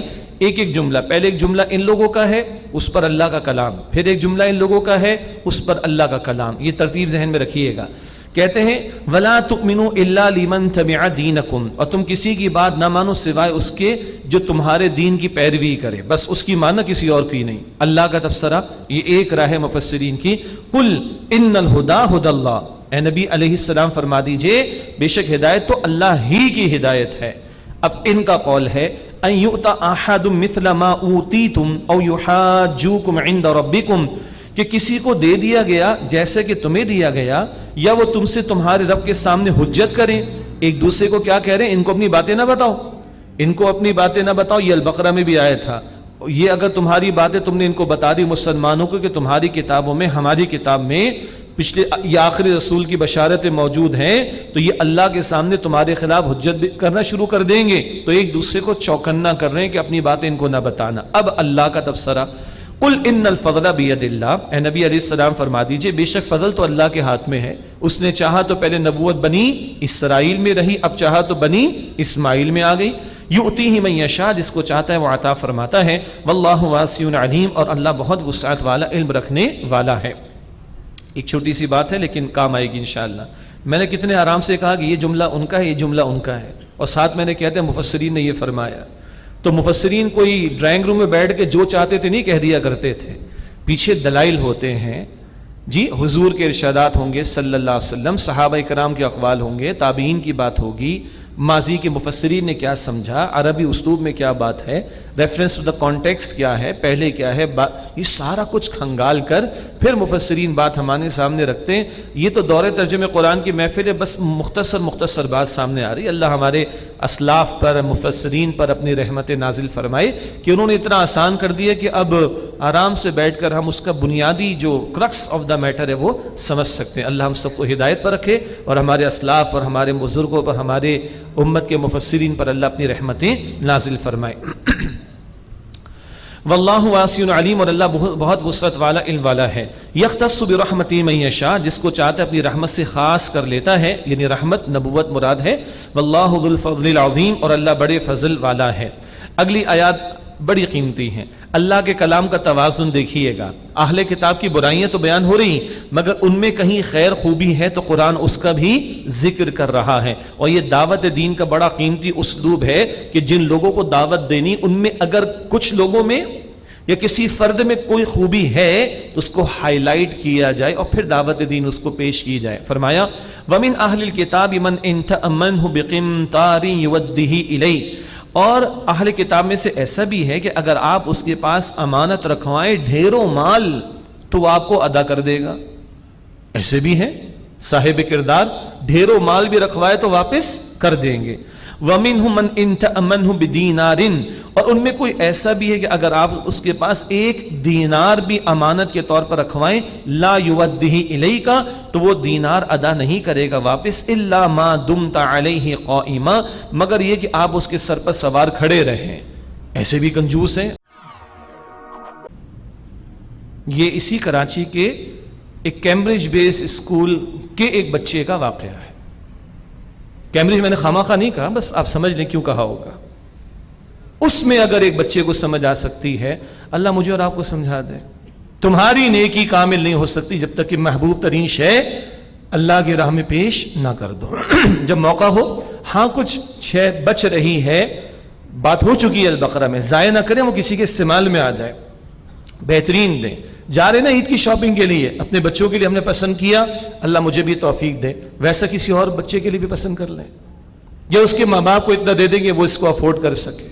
صدقہ فطر کتنا دیں گے جی؟ وہ مفتی مریم الرحمان صاحب نے بتایا 100 روپے، وہ مفتی صاحب نے یہ بھی بتایا کہ 100 روپے کم از کم ہے بھائی، گندم کے حساب سے، کھجور کے حساب سے دو اور کشمش کے حساب سے دو، وہ سینکڑے بڑھتے چلے جائیں گے، تو بہتر دیں اللہ کی راہ میں، تاکہ غریب کو بھی عید کی خوشی صحیح معنی میں منانے کا موقع میسر آ سکے۔ 100 روپے میں تو آپ کے میرے بچے کی آئس کریم پوری نہیں ہوتی، ہم چاہتے ہیں کہ فطرہ ادا ہو جائے، غریب کے گھر میں 100 روپے سے خوشی آ جائے۔ چیک کر لیجئے گا اپنے اس دل کے اندر جھانک کر، لن تنالوا البر حتى تنفقوا مما تحبون، تمہاری نیکی کامل نہیں ہو سکتی جب تک کہ محبوب ترین شے کو پیش نہ کر دو، خرچ نہ کر دو۔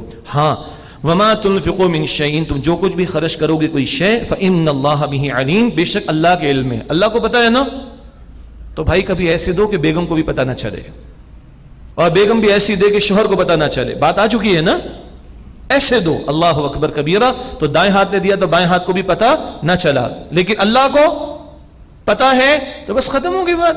اب بتانے کی، جتانے کی، پروموٹ کرنے کی، اور تالیاں پٹوانے کی، اور تصویر لینے کی، اور فوٹو سیشن کی کیا ضرورت پڑی؟ فإن اللہ به علیم، بے شک اللہ سبحانہ وتعالی جانتا ہے۔ کل الطعام کان حلا لبنی اسرائیل الا ما حرم اسرائیل علی نفسہ، تمام کھانے حلال تھے بنی اسرائیل کے لیے مگر جو اسرائیل نے خود اپنے اوپر حرام کر لیا تھا۔ اب یہ اسرائیل کون پڑھ چکے ہیں پہلے، یہ یعقوب علیہ السلام کا لقب ہے، ویسے تو آج ایک ملک کا نام ہے مگر یہ یعقوب علیہ السلام کا لقب ہے۔ ہبریو جو عربک کی سسٹر لینگویج کہہ لیں، ہبریو میں اسر کہتے ہیں قیدی کو اور بندے کو، اور ایل کہتے ہیں اللہ کو، اسرائیل اللہ کا بندہ، اس کا عربک ایکویلنٹ کیا ہوگا؟ عبداللہ، اللہ کا بندہ۔ تو تمام چیزیں حلال تھی بنی اسرائیل کے سوائے وہ جو اسرائیل یعنی یعقوب علیہ السلام نے اپنے اوپر روک لی تھی۔ یہ یہود نے آ کر کہا تم لوگ تو گوشت کھاتے ہو اونٹ کا، یہ تو منع ہے، یہ تو غلط ہے، یہ تو منع ہے، یہ تو غلط ہے۔ آگے ان کو کہا جا رہا ہے کہ تورات پیش کرو۔ اور بھائی یعقوب علیہ السلام نے اپنی کسی بیماری وغیرہ کی وجہ سے اونٹ کے گوشت کو ترک کیا ہوگا، یہ ان کا اپنا ذاتی معاملہ تھا، اور کوئی شریعت میں تو حرام نہیں تھا جو تم مسلمانوں پر الزام تراشی کر رہے ہو. فرمایا کہ من قبل ان تنزل التوراۃ، اس سے پہلے کہ تورات نازل کی جاتی. قل فأتوا بالتوراۃ فاتلوها ان کنتم صادقین، اے نبی علیہ السلام فرما دیجئے تم تورات لے کر آؤ پھر اس کی تلاوت کرو اگر تم سچے ہو. بتاؤ کہاں اس کی حرمت موجود ہے. فمن افترى على الله الكذب من بعد ذلك، پھر جو کوئی اللہ پر اس کے بعد جھوٹ باندھے، فاولئک هم الظالمون، تو یہی لوگ ظالم ہیں. قل صدق اللہ، اے نبی علیہ السلام فرما دیجئے اللہ نے سچ فرمایا. فاتبعوا ملت ابراہیم حنیفا، تو یکسو ہو جانے والے ابراہیم علیہ السلام کے طریقے کی پیروی کرو. وما كان من المشرکین، اور وہ مشرکین میں سے نہیں تھے. ان اول، یہ اصل میں جملہ 6 مرتبہ آیا ہے اور خاص طور پر مشرکین عرب کو سمجھایا جا رہا ہے تم نے کیا بتوں کی گندگی شروع کر رکھی ہے. وہ تو شرک نہیں کرتے تھے، وہ تو اللہ کے موحد توحید پر کاربند بندے تھے. ان اول بیت وضع للناس للذی ببکہ، بے شک سب سے پہلا گھر جو مقرر کیا گیا لوگوں کے لیے مراد عبادت کی خاطر وہ بکہ میں ہے. یہ مکہ کا پرانا نام بکہ، مبارکن برکت والا ہے، وہدی للعالمین، اور جہان والوں کے لیے ہدایت کا باعث ہے. فیہ آیات بینات مقام ابراہیم، اس میں نشانیاں ہیں کھلی اور واضح، جیسے کہ مقام ابراہیم وہ اللہ کی طرف سے جنت کی طرف سے آیا ہوا پتھر، اور ایک رائی کہ اس پہ کھڑے ہو کے ابراہیم علیہ السلام اسماعیل علیہ السلام بلند ہوتے اور خانہ کعبہ کی دیواروں کو بلند کرتے چلے جا رہے تھے جب وہ اس کی از سر نو تعمیر کر رہے تھے. مقام ابراہیم. ومن دخلہ کان آمنا، اور جو اس میں داخل ہو گیا وہ امن میں ہو گیا. مشرکین عرب بھی اگر باپ کا قاتل بھی حرم میں آ گیا، بیت اللہ کے پاس آ گیا، تو اس کو ہاتھ نہیں لگاتے تھے. اور حدیث میں آتا ہے حضور نبی اکرم علیہ الصلوۃ والسلام نے فرمایا قیام للناس، یہ لوگوں کی بقا کا باعث ہے. اللہ کا ذمہ ہے، لیکن جب اللہ کا ذمہ ختم ہوگا قیامت سے پہلے اللہ کعبے کو اٹھا لے گا اور پھر زمین والوں کے لیے آخری تباہی کا معاملہ آئے گا. ومن دخلہ کان آمنا، اور جو اس میں داخل ہو گیا وہ امن میں آ گیا. وللہ علی الناس حج البیت من استطاع الیہ سبیلا، اور اللہ کے لیے لوگوں پر یہ حق ہے کہ اللہ کے گھر کا حج کریں جو اس گھر تک جانے کی استطاعت رکھتا ہو. ومن کفر، اور جس نے کفر کیا، فإن اللہ غنی عن العالمین، تو بے شک اللہ جہان والوں سے غنی یعنی بے نیاز ہے. اللہ کے گھر کا حج کرنا صاحب استطاعت مرد اور عورت مسلمان پر زندگی میں ایک مرتبہ فرض ہے. وہاں تک کے اخراجات، اسی طرح اگر مرد ہے تو پیچھے گھر والوں کے اخراجات، اور اگر خاتون ہے تو اس کے ساتھ محرم بھی جانا لازم، تو محرم کے اخراجات ہوں گے تب خاتون پر حج فرض ہوگا. ہاں کسی باپ نے بیٹی کو کرا دیا، شوہر نے بیوی کو کرا دیا تو ادا ہو گیا. فرضیت خاتون پر کب ہوگی؟ جب اس کے پاس اپنے اخراجات بھی ہوں حج کے اور محرم کے بھی. اور مردوں کے لیے یہ ہے کہ بہرحال اپنے اخراجات اس کے پاس ہیں تو حج کرنا لازم ہے. استطاعت میں یہ بھی آئے گا کہ اگر پیسے کم ہیں اور آدمی گورنمنٹ اسکیم میں جائے گا تو قرآن اندازی میں نام نہیں آ سکا تو مجبور نہیں جا سکے گا. خیر وہ مباحث اپنی جگہ. استطاعت کے باوجود اگر کوئی حج نہیں کر رہا ہے، ڈیلے کر رہا ہے، تاخیر کر رہا ہے، بیٹیوں کے ہاتھ پیلے ہو جائیں، یہ کوئی استطاعت میں رکاوٹ نہیں. بیٹیوں کے ہاتھ ضرور پیلے کریں. شریعت کی تعلیم کے مطابق بیٹی کے باپ پر اس بچے کی شادی کے موقع پر 1 روپے کا خرچہ بھی نہیں. کسی اور موقع پہ تفصیل آئے گی. یہ جو ہم کاؤنٹ کرتے غلط کاؤنٹ کرتے ہیں ہم لوگ. 25 لاکھ کا خرچہ، 50 لاکھ کا خرچہ، پھر 2.5 کروڑ کا خرچہ بھی ہوگا، پھر تو مر جائیں گے تب تک حج نہیں ہوگا. بھائی یہ ایک بات میں نے کہی، لمبے پلان بعد میں پورے کریں، اللہ کے گھر کا حج پہلے کریں. اللہ مجھے آپ کو ہم سب کو سعادت عطا فرمائے. لیکن سنیے، جس نے کفر کیا، یہاں کافر کون ہے؟ ہندو، عیسائی، اس پر تو حج فرض ہی نہیں ہے، اس پر تو ایمان لانا فرض ہے پہلے. استطاعت کے باوجود جو حج نہیں کر رہا وہ کفر کر رہا عملاً. اللہ اکبر. اسی لیے ابن ماجہ شریف کی حدیث، حضور نبی اکرم صلی اللہ علیہ وسلم نے فرمایا جس کو کسی ظالم بادشاہ نے نہیں روکا، کوئی مرض لاحق نہیں تھا، کوئی اور رکاوٹ نہیں تھی، پھر بھی استطاعت کے باوجود حج نہیں کرتا، اللہ کو کوئی حاجت نہیں، چاہے یہودی ہو کر مرے چاہے نصرانی ہو کر مرے. پھر وہ اصول لے کر آئیے، حکم کے بعد کفر کا لفظ آئے تو مطلب کیا ہوتا ہے؟ حکم پر عمل نہ کرنا. ومن کفر، اور جس نے کفر کیا یعنی جو استطاعت کے باوجود حج ادا نہیں کر رہا، فإن اللہ غنی عن العالمین، تو بے شک اللہ جہان والوں سے بے نیاز ہے. قل یا اہل الکتاب، اے نبی صلی اللہ علیہ وسلم فرما دیجئے اے اہل کتاب، لم تکفرون بآیات اللہ، کیوں تم اللہ کی آیات کا انکار کرتے ہو؟ واللہ شہید علی ما تعملون، اور اللہ اس بات پر گواہ ہے جو کچھ تم کرتے ہو. اب یہ آخری آیتیں ان سے خطاب کے ضمن میں، تو کلوزنگ ہو رہی ہے نصارہ سے خطاب کے تعلق سے. قل یا اہل الکتاب، اے نبی علیہ السلام فرما دیجئے اے اہل کتاب، لما تصدون عن سبیل اللہ، تم کیوں اللہ کے راستے سے روکتے ہو، من آمن، جو ایمان لایا اللہ پر، تبغونہا عوجا، تم اس میں کجی ٹیڑھ تلاش کرتے ہو، وانتم شہداء، حالانکہ تم گواہ ہو کہ یہ جو اب ایمان لائے ہیں محمد رسول اللہ علیہ السلام پر، یہ بالکل برحق بات ہے۔ وَمَا اللَّهُ بِغَافِلٍ عَمَّا تَعْمَلُونَ، اور اللہ اس سے بے خبر نہیں ہے جو کچھ تم کرتے ہو۔ یا ایھا الذین آمنوا، اے وہ لوگوں جو ایمان لائے ہو، ان تطیعوا فریقا من الذین اوتوا الکتاب، اگر تم کہا مانو گے ان لوگوں کے ایک فریق کا جنہیں کتاب دی گئی، یعنی اہل کتاب، یردوکم بعد ایمانکم کافرین، تو وہ تمہارے ایمان لانے کے بعد تمہیں کفر کی حالت میں پھیر دیں گے۔ مسلمان تو ہو گئے تھے اوس و خزرج کے کچھ کافی لوگ، لیکن ان کے پرانے تعلقات تھے یہود سے، ان کو چوکنا رہنے کو کہا جا رہا ہے۔ اب اگر تم نے ان لوگوں کی باتیں مانی تو یہ تمہیں ایمان سے کفر کی طرف پھیر نہ دیں۔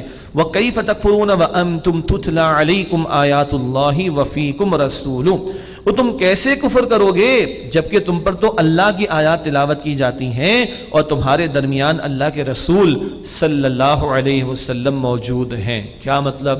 واقعتاً قرآن کو تھامو گے، واقعتاً محمد صلی اللہ علیہ وسلم کی ذات سے جڑے رہو گے تو پھر تمہیں کوئی کفر کی طرف پھیر نہیں سکے گا۔ وَمَن يَعْتَصِم بِاللَّهِ، اور جو کہ مضبوطی سے اللہ کو تھام لے، اللہ کو تھامنے سے مراد اللہ کی رسی کو تھامنا، ابھی آیت نمبر 103 میں یہ بات آ جائے گی، اس سے مراد قرآن ہے۔ وَمَن يَعْتَصِم بِاللَّهِ، اور جو اللہ کو مراد اس کی رسی کو مضبوطی سے تھام لے، فَقَدْ هُدِيَ إِلَىٰ صِرَاطٍ مُسْتَقِيمٍ، تو اسے تو سیدھے راستے کی ہدایت دے دی گئی۔ اللہم اہدنا الصراط المستقیم، اے اللہ ہم سب کو سیدھے راستے کی ہدایت عطا فرما۔ یہ سورہ آل عمران تقریباً نصف مکمل ہوئی ہے، 10 رکوع مکمل ہوئے، اب اگلے 10 رکوع ہیں۔ اگلے 10 رکوع میں ایک ترتیب یہ ہے کہ اگلے 2 رکوع، رکوع نمبر 11 اور 12، امت سے خطاب، امت مسلمہ سے، اور بڑی جامع ہدایات امت مسلمہ کو امت کی سطح پر عطا کی جا رہی ہیں۔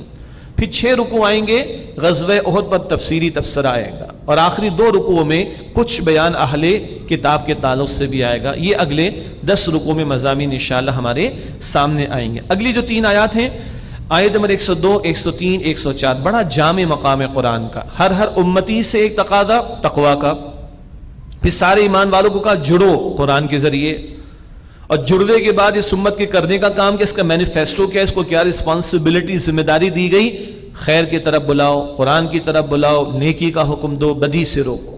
یہ 3 احکام اس امت کو دیے جا رہے ہیں۔ استاد محترم ڈاکٹر اسرار احمد صاحب رحمۃ اللہ علیہ کا بہت عمدہ خطاب ہے امت مسلمہ کے لیے، سہ نکاتی لا عمل، سہ 3 کو کہتے ہیں، 3 point action agenda for the Muslim ummah, سہ نکاتی لا عمل۔ یہ اردو میں بھی ہے، انگریزی میں بھی ان کا خطاب چھپا ہوا موجود ہے، اور آڈیو ویڈیو میں بھی آپ کو ملے گا، زیادہ تفصیل وہاں ملے گی، مگر ہے بڑا جامع مقام۔ ارشاد ہوا، یا ایھا الذین آمنوا اتقوا اللہ، اے ایمان والو اللہ سے ڈرو، حق تقاتہ، جیسا کہ اس سے ڈرنے کا حق ہے، ولا تموتن الا وانتم مسلمون، اور تمہیں موت آئے تو اسلام کی حالت پر۔ یہ آیت نبی علیہ السلام بہت سارے خطبات میں تلاوت فرماتے اور نکاح کے خطبے میں بھی تلاوت فرماتے، بہت جامع آیت۔ اللہ سے ڈرو جیسا کہ ڈرنے کا حق ہے، حق تو کوئی ادا کر ہی نہیں سکتا بھائی، صحابہ بھی لرز گئے تھے اس پر، اللہ نے ایک مقام پر آسانی عطا فرمائی۔ سورہ تغابن آیت نمبر 16 میں، فاتقوا اللہ ما استطعتم، اللہ سے ڈرو جیسا کہ جس قدر تمہارے اندر استطاعت ہے۔ اچھا جی، استطاعت بڑھ رہی ہے نا اس مہینے میں، روزے کا حاصل کیا ہے؟ البقرہ آیت نمبر 183، لعلکم تتقون، لیکن ایسے جیسا کہ ڈرنے کا حق ہے، اور اس کی انتہا کیا؟ مرنا تو اسلام کی حالت پر مرنا۔ اللہ مجھے اور آپ کو اسلام پر زندہ رکھے، ایمان پر خاتمہ نصیب فرمائے، اللہ برے خاتمے سے میری اور آپ کی حفاظت فرمائے۔ بڑی پیاری دعا اللہ نے مجھے یاد دلائی، ایک بدو صحابی تھے دیہات میں رہنے والے، حضور نے ان کو دعا کرتے ہوئے دیکھا، اور دعا کیا کر رہے؟ اے اللہ میری زندگی کے بہترین اعمال کو میری زندگی کے آخری اعمال بنا دے۔ حضور نے اس دعا کو پسند فرمایا۔ کیا دعا ہے؟ اے اللہ میری زندگی کے بہترین اعمال کو میری زندگی کے آخری اعمال بنا دے، خاتمہ اچھا ہو جائے، اللہ ہم سب کو عطا فرمائے۔ اچھا، ہر مؤمن متقی بنے، گناہوں سے بچنے والا، تبھی اللہ کی نصرت اس کے ساتھ ہوگی، تبھی وہ قوی اور توانا مضبوط ہوتا چلا جائے گا، جیسے کہ رمضان میں بھی محنت ہو رہی ہے، اللہ قبول فرمائے۔ اس کے بعد کیا کرنا ہے؟ اکیلے مت پھرنا بھائی، جڑو وَاعْتَصِمُوا بِحَبْلِ اللَّهِ جَمِيعًا اور تم سب مل کر اللہ سبحانہ وتعالیٰ کی رسی کو مضبوطی سے تھام لو. یہ رسی کیا ہے؟ قرآن. حدیث ہے جامع ترمذی میں نبی اکرم علیہ السلام نے فرمایا ہوا حبل اللہ المتین، یہ قرآن کریم ہی اللہ سبحانہ وتعالیٰ کی مضبوط رسی ہے، اسے مضبوطی سے تھامو. ولا تفرقوا، اور تفرقے میں مبتلا نہ ہو جاؤ. 20 سال پہلے تک یہ بات سمجھ نہیں آتی تھی. بھئی سارے مکاتب فکر کے قرآن کے نسخے بھی ہیں، سب کے ہاں نمازوں میں قرآن پڑھا جا رہا ہے، پھر یہ تفرقے کیوں ہیں؟ جواب یہ ملا او بھائی قرآن تھاما کب ہے؟ 99% لوگوں نے آج تک قرآن کا ترجمہ زندگی میں ایک مرتبہ بھی مکمل نہیں پڑھا، پتہ ہی نہیں ہے قرآن میں کیا لکھا ہے. تو جڑیں گے کب؟ جب قرآن سے واقعتاً جڑیں گے. اللہ تعالیٰ مزید ہمیں قرآن سے جڑنے کی توفیق عطا فرمائے. اس بات پر مجھے پورا یقین ہے مجھے یہ قرآن اس امت کو جوڑے گا. ہمارے اسلاف نے سکھایا. شیخ الہند یہ فرماتے رحمۃ اللہ علیہ، مفتی شفیع صاحب فرماتے رحمۃ اللہ علیہ، اقبال بھی یہ کہتا ہے، اور دین کا درد اور امت کا درد رکھنے والے یہی کہتے ہیں قرآن قرآن قرآن، اس کی ہیمرنگ اس کی ہیمرنگ اس کی ہیمرنگ، اس کو اتارا جائے سینوں میں دلوں میں. اللہ ہمیں جڑنے کی توفیق عطا فرمائے. اس کی تلاوت بھی کرنی ہے، اس کو سمجھنا بھی ہے، اور تشریح بھی حاصل کرنی ہے، ہدایت بھی لینی ہے، عمل بھی کرنا ہے، نفاذ کی بھی کوشش کرنی ہے. جب یہ قرآن چلتے پھرتے اس معاشرے میں نظر آئیں گے، چلتے پھرتے قرآن، ادھر سے رہنمائی لو نور، اور اس نور کو لے کر اس شہر میں اس معاشرے کے اندر گھماؤ اس نورانیت کو، پھر اس معاشرے کے اندر قرآنی برکتیں آئیں گی تو انشاءاللہ اللہ تعالیٰ کی نصرت بھی ہمارے شامل حال ہوگی. اللہ ہمیں توفیق عطا فرمائے. فرمایا کہ وَاعْتَصِمُوا بِحَبْلِ اللَّهِ جَمِيعًا وَلَا تَفَرَّقُوا، اور اللہ کی رسی کو تم سب مل کر مضبوطی سے تھامو، تفرقے میں مبتلا نہ ہو جاؤ. وَاذْكُرُوا نِعْمَةَ اللَّهِ عَلَيْكُمْ، اور اپنے اوپر اللہ کی نعمت کو یاد کرو. اِذْ كُنْتُمْ أَعْدَاءً، جبکہ تم دشمن تھے. اللہ اکبر. فَأَلَّفَ بَيْنَ قُلُوبِكُمْ، بس اللہ نے تمہارے دلوں میں الفت ڈال دی. فَأَصْبَحْتُمْ بِنِعْمَتِهِ إِخْوَانًا، بس تم اللہ کے فضل سے بھائی بھائی بن گئے. وَكُنْتُمْ عَلَى شَفَا حُفْرَةٍ مِّنَ النَّارِ، اور تم آگ کے گڑھے کے کنارے پر تھے. فَأَنْقَذَكُم مِّنْهَا، اللہ نے تمہیں اس سے بچا لیا. كَذَلِكَ يُبَيِّنُ اللَّهُ لَكُمْ آيَاتِهِ لَعَلَّكُمْ تَهْتَدُونَ، اسی طرح اللہ سبحانہ وتعالیٰ تمہارے لیے آیات کو واضح فرماتا ہے تاکہ تم ہدایت پاؤ. مدینہ شریف حضور تشریف لائے. اوس و خزرج کی برسوں کی جنگیں چلا کرتی تھیں، برسوں کی جنگیں، کبھی گھوڑا آگے بڑھا دینے پر جھگڑا، کبھی پانی پہلے پلا دینے پر جھگڑا. ان لوگوں کو قرآن نے جوڑا، حضور نے جوڑا، قرآن نے جوڑا. اللہ اکبر. پھر کیا ہوا؟ تم دشمن تھے، بھائی بھائی بن گئے، الفت آ گئی، جہنم کے کنارے پہنچے ہوئے تھے، تمہارے کرتوت ایسے تھے، اللہ نے بچا لیا. اور اللہ ان آیات کے ذریعے تمہیں ہدایت عطا فرما رہا ہے. آج یہ ہمارا نقشہ ہے. کبھی لسانیت کی بنیاد پر جھگڑے. اس شہر سے زیادہ کس نے جانے دی؟ مجھے بتائیے. اس شہر سے زیادہ اس ملک پہ کس کی بوری بند لاشیں ملی ہوں گی؟ اس شہر سے زیادہ کن کے گھروں کے اندر فائرنگ ہوئی ہوں گی؟ اس شہر سے زیادہ اس پاکستان میں کہاں کرفیو لگا ہوگا؟ دیکھ لیجئے. کبھی لسانیت کی بنیاد پر، کبھی مسلک کی بنیاد پر، کبھی کسی اور بنیاد پر کتنا ہم لڑے ہیں، مرے ہیں. آج یہ ہمارے نقشے ہیں.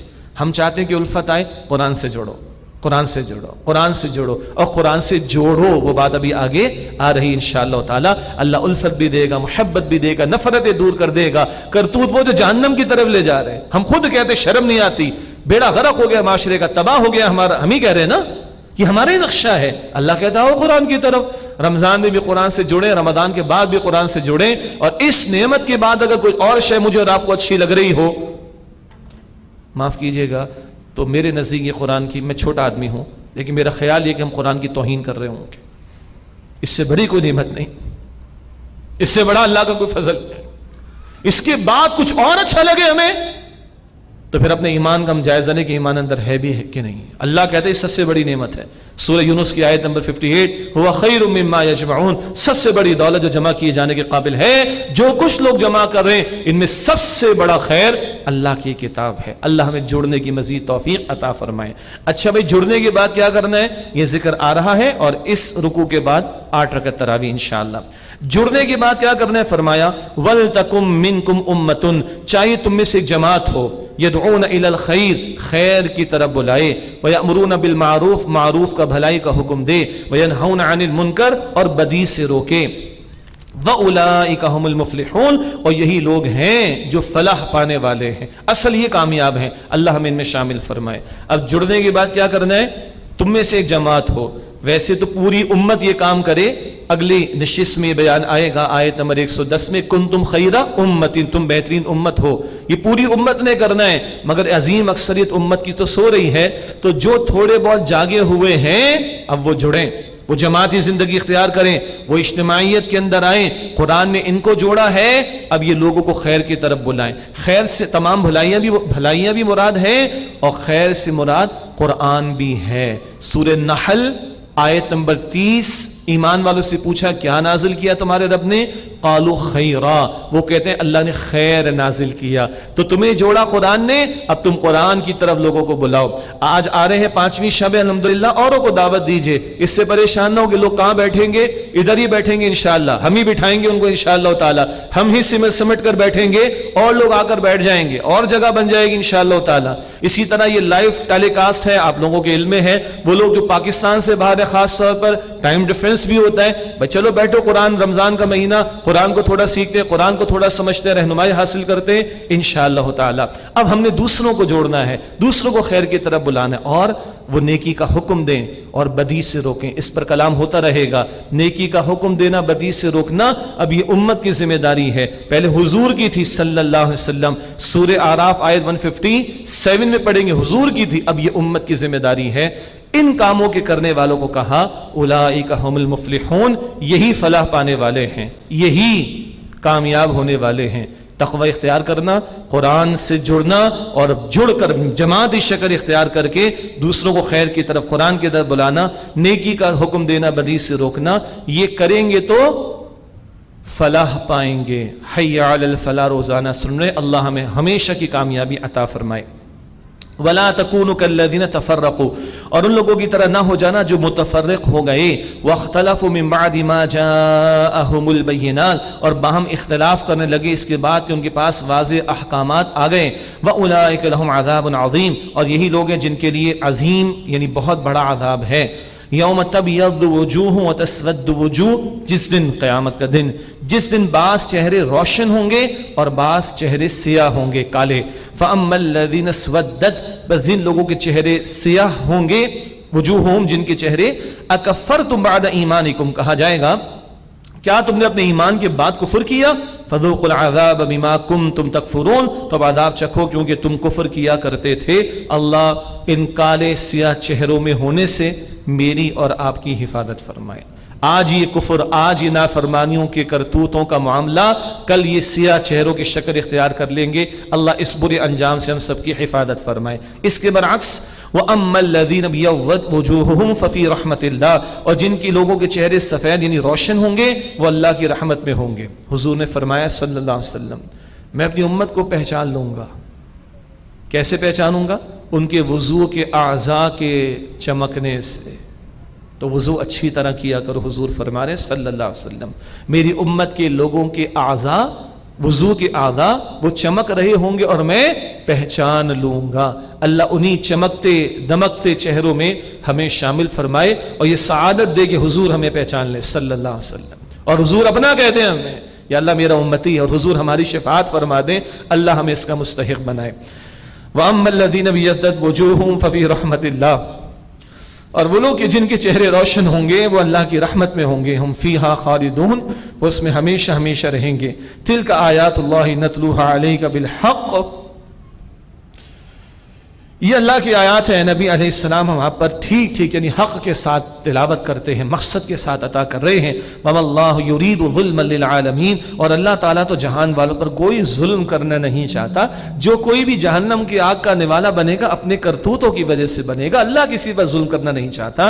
وَلِلَّهِ مَا فِي السَّمَاوَاتِ وَمَا فِي الْأَرْضِ، اور اللہ ہی کے لیے جو کچھ آسمانوں اور زمین میں ہے. وَإِلَى اللَّهِ تُرْجَعُ الْأُمُورُ، اور تمام کام بالآخر اللہ ہی کی طرف لوٹائے جائیں گے. اللہم حاسبنا حسابا یسیرا، اے اللہ ہم سب کے حساب کو آسان فرما.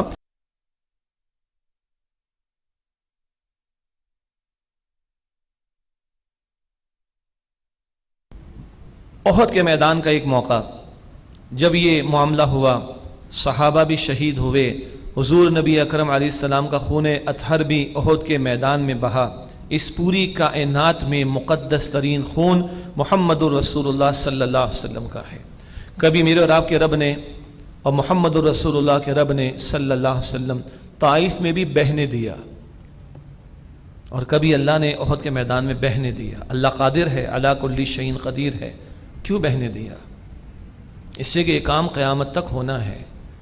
کل میں اور آپ کوئی امتی کھڑا ہو کر یہ نہ کہا کہ بڑے ہارڈ ٹائمز ہیں، how can I spare time for the deen of Allah. بڑی مشکلات ہیں جی، میں کیسے محنت کروں دین کے لیے؟ کیا ہماری جانیں محمد صلی اللہ علیہ وسلم کی جان سے زیادہ قیمتی ہے؟ ہمارا مال زیادہ قیمتی ہے؟ ہماری اولاد زیادہ قیمتی ہے؟ ہمارے گھرانے زیادہ قیمتی؟ ہمارا کیریئر زیادہ قیمتی؟ ہمارا پروفیشن زیادہ قیمتی؟ ہمارا بزنس زیادہ قیمتی؟ نہیں. اس پوری کائنات میں محمد رسول اللہ کی ذات، اللہ کے پیغمبر علیہ السلام، ان کی ذات سب سے قیمتی. اور اللہ نے بہنے دیا. اس موقع پر حضور کی زبان پر ایک بات آ گئی، اللہ کیسے اس قوم کو ہدایت دے گا جس نے اپنے نبی کے چہرے کو خون آلود کر دیا. اللہ اکبر. اللہ اللہ ہے. اللہ فرما رہا ہے لیس لک من الامر شیء، اے نبی اس معاملے میں آپ کا کوئی اختیار نہیں. او یتوب علیہم، اللہ چاہے تو ان کی توبہ قبول کر لے. او یعذبہم فانہم ظالمون، یا اللہ انہیں عذاب دے، بے شک یہ ظالم ہے، اللہ اس پر بھی قادر ہے، لیکن اللہ ان کی توبہ بھی تو قبول کر سکتا ہے. آج یہ سب کچھ ظاہر کے اسباب کے تحت کیسے ہوا؟ وہ درہ چھوڑ دیا نا آپ کے صحابہ نے. پیچھے سے کون چکر لگا کر آیا؟ خالد بن ولید. آج تو کفر کے کیمپ میں ہے نا، کل یہ خالد کیا بنے گا؟ سیف من سیوف اللہ، اللہ کی تلواروں میں سے ایک تلوار. اللہ نے توبہ قبول کر لی، خالد کو قبول کر لیا. اللہ اکبر کبیرہ. اے نبی آپ کا اس معاملے میں کوئی اختیار نہیں. او یتوب علیہم، اللہ چاہے تو ان کی توبہ قبول فرما لے. او یعذبہم، یا اللہ انہیں عذاب دے. فانہم ظالمون، کہ بے شک وہ ظالم ہیں. وللہ ما فی السماوات وما فی الارض، اور اللہ ہی کے لیے ہے جو کچھ آسمانوں میں جو زمین میں ہے. یغفر لمن یشاء ویعذب من یشاء، جس کو چاہے وہ بخش دے، جس کو چاہے وہ عذاب دے. واللہ غفور الرحیم، اور اللہ بہت بخشنے والا، نہایت رحم فرمانے والا ہے. یا ایھا الذین آمنوا، اے ایمان والو، لا تأکلوا الربا اضعافا مضاعفا، بڑھتا چڑھتا سود نہ کھاؤ. واتقوا اللہ لعلکم تفلحون، اور اللہ سے ڈرو تاکہ تم فلاح پا سکو. یہ بات ذکر کی جا چکی ہے سورۃ البقرہ کے مطالعے کے ذیل میں کہ سود کی حرمت کے بارے میں بھی کئی آیات آئیں. جو البقرہ میں ہم نے آیت پڑھی 278، وہ سب سے آخری آیت تھی نزول کے اعتبار سے.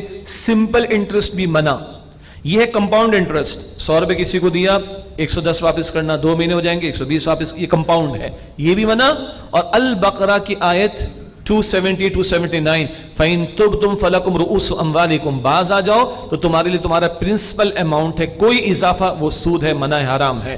یہ ہے جو گریجولی البقرہ میں آخری حکم آیا ہے ربا، سود کی ممانعت کے بارے میں.